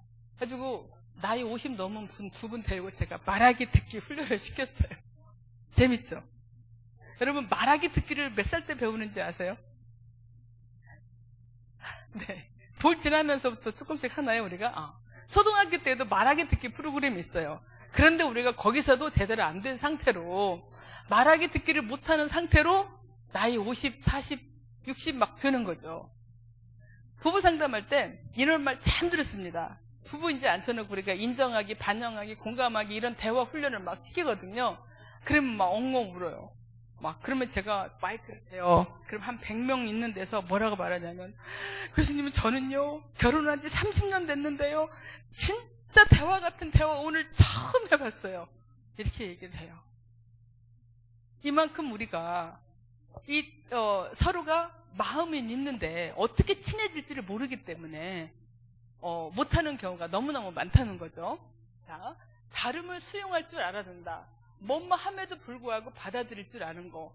그 사람이 잘하는 것은요, 그 사람이 잘하는 거 받아들이는 것은 어느 누구나 다 해요. 안 믿는 사람도 다 해요. 그러나 내 마음에 안 들면도 불구하고 나하고 다른 점이 있다면 그것을 내가 그럴 수도 있지. 시작. 그럴 수도 있지. 네. 그런 거 보구나. 시작. 그런 거 보구나. 네. 이렇게 받아들이는 겁니다. 비판하지 않고 미워하지 않고 내 마음대로 하도록 어떻게 아까 제가 그랬죠. 친밀한 사람이 되려면 어떻게 해야 된다 그랬죠? 내가 원하는 것을 안 들어주는 것을 허용할 줄 알아야 된다 그랬어요. 내 의견에 동의하지 않는 것을 허용할 줄 알아야지만이 친밀해진다 그랬죠. 왜? 그래야지만 서로가 솔직하게 말할 수 있어요. 거절당하다 보면 요구하지 않게 되고 그 사람이 내 말에 핀잔을 하다 보면 얘기를 안 하게 되고 조금씩 거리가 생기게 되죠. 다름을 수용할 줄 아는 거. 자, 그 다음에 친밀하고 싶은 상대방을 신뢰할 줄 알고 거절당할 수 있는 용기가 있어야 된다. 아까 좀 전에 말씀드린 겁니다. 여러분들께서 만약에 교수님 저는 마음 열기가 참 힘들어요. 그러면 뭔가 불안한 거예요. 내가 마음을 열었는데 저 사람이 나를 떠날까 봐 불안하거나, 그렇죠? 혹은 내가 마음을 열었는데 저 사람은 여전히 똑같이 할까 봐 두렵거나, 혹은 내가 저 사람한테 가까이 가고 싶은데 저 사람이 나를 안 좋아할까 봐, 내가 옛날에 잘못한 것 때문에 나를 밀어낼까 봐. 이런 것들을 치료하려면 시간이 많이 걸리고요. 돈도 많이 걸려요, 여러분. 자, 심리치료를 한 돈 1,000만 원 준비해서 받거나, 또는 예배를 하루에 7번씩 드리거나, 아니면 열심히 노력해서 나방을 매일매일 잡거나. 자, 1번, 2번, 3번. 몇 번이 나아요? 3번. 좀 돈이 좀 덜 드는 걸로. 네. 자, 왜 제가 그렇게 말씀을 드렸냐면, 과거에 내가 이래서 이랬다. 이것은 현재를 이해하기 위해서 필요한 것일 뿐이에요. 과거에 내가 이랬으니까 지금 이럴 수밖에 없어. 이런 건 없어요, 세상에. 과거에 내가 이랬으니까 이럴지라도 지금 내가 이렇게 가면 이제 괜찮아져. 더 좋아져. 예. 모든 상처에는 성장의 자산이 들어있어요. 이 내 상처 속에서 성장의 자산을 끌어내서 사용하게 되는 거죠. 그게 바로 은혜 입은 자만이 누릴 수 있는 특권입니다. 여러분 잘 믿죠? 지금 제가 드리는 말 믿죠? 저는 지금 말씀을 들으면서 제 온몸의 세포가 지금 움직여요. 제 모든 삶의 경험에서 나온 얘기들, 제 학문의 세계, 40년의 제 학문의 세계, 임상의 세계에서 나온 얘기를 지금 여러분들에게 하나씩 제가 지금 고백하고 있는 겁니다. 지금 저는 세포가 흔들려요. 너무나 살아있고 생생한 말씀을 드리기 때문에 지금 제가 제 마음에서 막 울림이 막 느껴지게 됩니다. 자, 그러나 나는 내가 도저히 과거를 극복할 수가 없고 우리 엄마를 용서할 수도 없고 우리 아빠를 용서할 수도 없고 내 마음에 미움과 분노가 가득 찼고 인간을 내가 좋아할 수도 없고 그 분노와 배신과 적개심 때문에 내 마음을 열어놓을 수가 없고 세상엔 내가 믿을 수도 없고 이런 마음이시라면 여러분 이런 분들은 나방이 그냥 안 잡혀줘요. 예, 돈 들여서 심리치료 전문가한테 진짜 상담 잘하는 사람한테 가서 상담 받으시고요. 그렇지 않고 나는 돈 못 쓰겠다. 그냥 나 주님이 주신 걸로 쓰겠다. 그러면 정말 우리 담임 목사님이 주시는 모든 말씀 다 기억하고 또 모든 공예배 다 참여하고 그 다음에 매일매일 큐티하고 성경 보고 그 다음에 이렇게 공부한 것을 이 3일 동안에 가정 부흥이 이 시간 동안에 세미나, 신년 부흥 및 가정 치유 세미나. 저는 이 부흥이 너무 좋아요. 심령이 새롭게 태어나는 이런 부흥이 이 시간 동안에 여러분들이 노력해서 나방을 수십 마리 잡으시기 바랍니다. 아멘? 네. 자, 그 다음에 가까운 관계에서도 내 견해가 있고 나의 개성, 자율성, 정체성이 살아있어야 된다고 그랬죠. 자, 그러면 여러분은 어떻게 해야 돼요? 지금 앞에서 했던 얘기를 지금 제가 연결해서 지금 해드리고 있어요. 내 의견을 말할 수 있어야 되지만 또 상대방의 의견도 말할 수 있어야 돼요. 우리 젊은이 자녀들도 부모님에게 자기 견해를 말할 수 있어야 되겠죠. 그러려면 어떻게 돼요? 부모님이 자녀 얘기를 들을 준비가 되어 있어야 되죠. 우리 인간은요, 미해결된 것은 기억하는 경향이 있어요. 그게 이제 자이가닉이라는 심리학자가 밝혀낸 원리인데요. 그분이 어디 카페에서 가만히 살펴보니까 이 주문 받는 종업원이 이렇게 여러 주문을 막 써가지고 갖고 갔는데 계산을 하고 나면 그걸 다 잊어버리더래요. 그런데 계산을 하지 않으면 안 잊어버리더래요. 그래서 그걸 계속 실험 연구를 했더니 우리 인간의 뇌에는 뭐가 있냐면 미해결된 것들은 잘 기억한다. 근데 해결된 것은 잘 기억하지 않는다. 자, 혹시 여러분 가운데 임신했을 때 남편 보고 바나나 좀 사달라고 그랬더니 신경질 내면서 바나나 우유 사다 주고 잔 사람 있습니까? 의외로 많더라고요. 딸기 우유는 별로 없는데 바나나는 진짜 많아요. 옛날에 바나나가 귀했잖아요. 지금은 흔하지만. 그래서 임신한 아내가 바나나가 너무 먹고 싶다고 하니까 아내가 남편이 짜증을 내면서 바나나 우유 사다가 탁 던져주고 옆방에 가서 잤다는 거예요. 벽에 가지고 가서. 그 미해결 과제가 한 30년은 갔어요. 자, 여러분 부부싸움 할 때 오늘 것만 얘기해요? 아니면 어제 거, 10년 거, 20년 거, 막 옛날 거 얘기해요? 네. 그게 미해결돼서 그래요. 네. 그래서 우리가 그 미해결된 과제를 지금 가져와서 여기서 치료를 해요. 그러고 나면 신기하게 더 이상 그거에 대해서 말을 안 해요. 새로운 나방이 나와. 그러면 또 다시 얘기해. 또 잡어. 이거를 계속 하다 보면 어떤 것들을 터득하게 되냐면 지금 여기서부터 내가 준비하고 요이땡 하면 되겠구나. 그게 바로 생산적인 거구나. 그게 은혜를 누리는 거구나. 이런 걸 알게 돼요. 저도 이제 제 마음에서 나방을 찾잖아요. 그러면 이제 다 준비를 하고 정말 100% 하나님을 신뢰하면서 기도하기 시작하고 그 다음에 기도와 같은 방향으로 노력하기 시작해요. 그러면 치유 경험을 해요.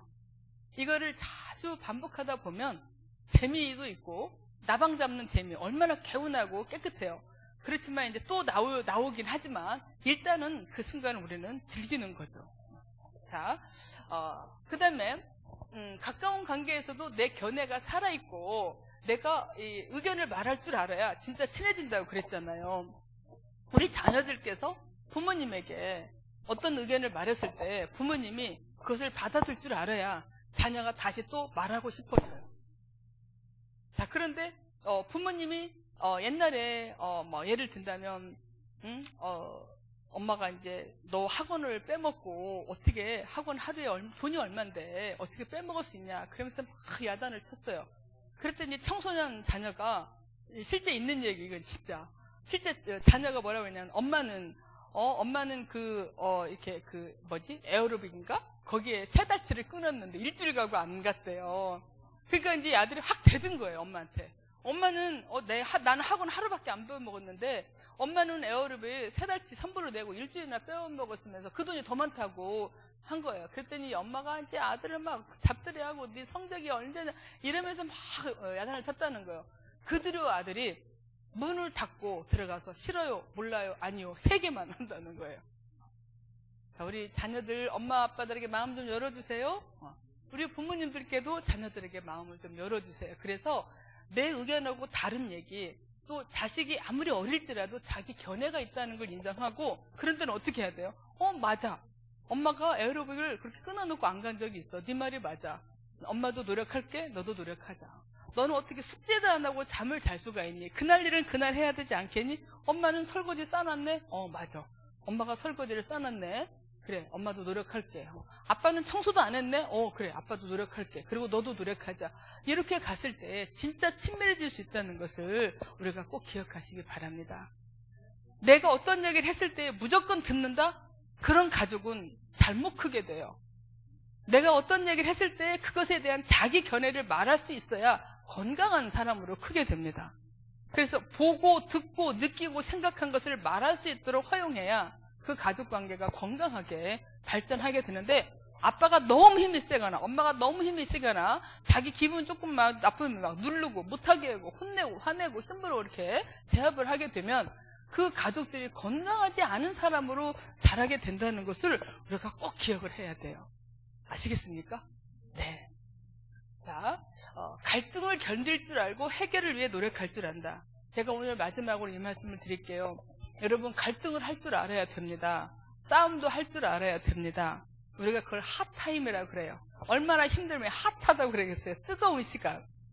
이 시간을 견딜 줄 알아야 진짜 친밀한 관계를 할 수가 있어요. 그 사람이 나한테 화났다. 내가 견뎌낼 줄 알아요. 알아놔야 돼요. 아, 내가 이런 점은 잘못했지. 내 입장에서 나를 생각해보고, 또 그 사람 입장에서 생각해보고, 또 그 사람이 나를 어떻게 볼 수 있을까 생각해보고, 또 나는 그 사람을 어떻게 보고 있을까. 어떤 말을 듣고 내가 화났나, 내가 어떤 말을 한 것 때문에 그 사람이 화났나, 이런 것들을 역지사지도 해보고, 내 입장에서 생각해보고, 이런 시간들을 가져야 돼요. 우리는 그걸 묵상의 시간이라고 그러죠. 하나님, 제가 지금 모르고 있는 것을 깨닫게 해주세요. 하나님, 제가 지금 어떻게 해야 하는지는 알게 해주세요. 이런 시간들을 우리가 견뎌내면서 싸우기도 하고 1라운드 싸우고 쉬었다가 2라운드 싸우고 쉬었다가 이 갈등을 견뎌내는 이 시간 동안에 묵상의 시간으로 들어가기 바랍니다. 기도의 단계가 3단계가 있습니다. 첫 번째는 정화의 단계예요. 자, 정화의 단계. 그때 우리는 어떻게 하냐면, 하나님, 제 남편이 지금 오늘 또 늦게 들어왔어요. 친구들하고 술 한잔 한 것 같아요. 그렇게 술 먹지 말라고 해도 담임 목사님한테 그렇게 기도받고 그랬는데도 여전히 술을 먹고 있습니다. 내가 속이 터져 미치겠습니다. 거기다가 저한테 욕하고 소리까지 지릅니다. 이러면서 막 하나님께 하소연을 해요. 이게 바로 정화의 단계입니다. 카타르시스가 일어나죠. 자, 여러분 많이 해보셨죠? 눈물, 콧물 막 흘리면서 하나님 앞에 가서 막 고발해. 남편 고발하고 아내 고발하고, 언제는 자식 달라고 기도했는데 이제 자식 때문에 힘들다고 고발하고 막 고발해요. 이게 바로 정화의 단계예요.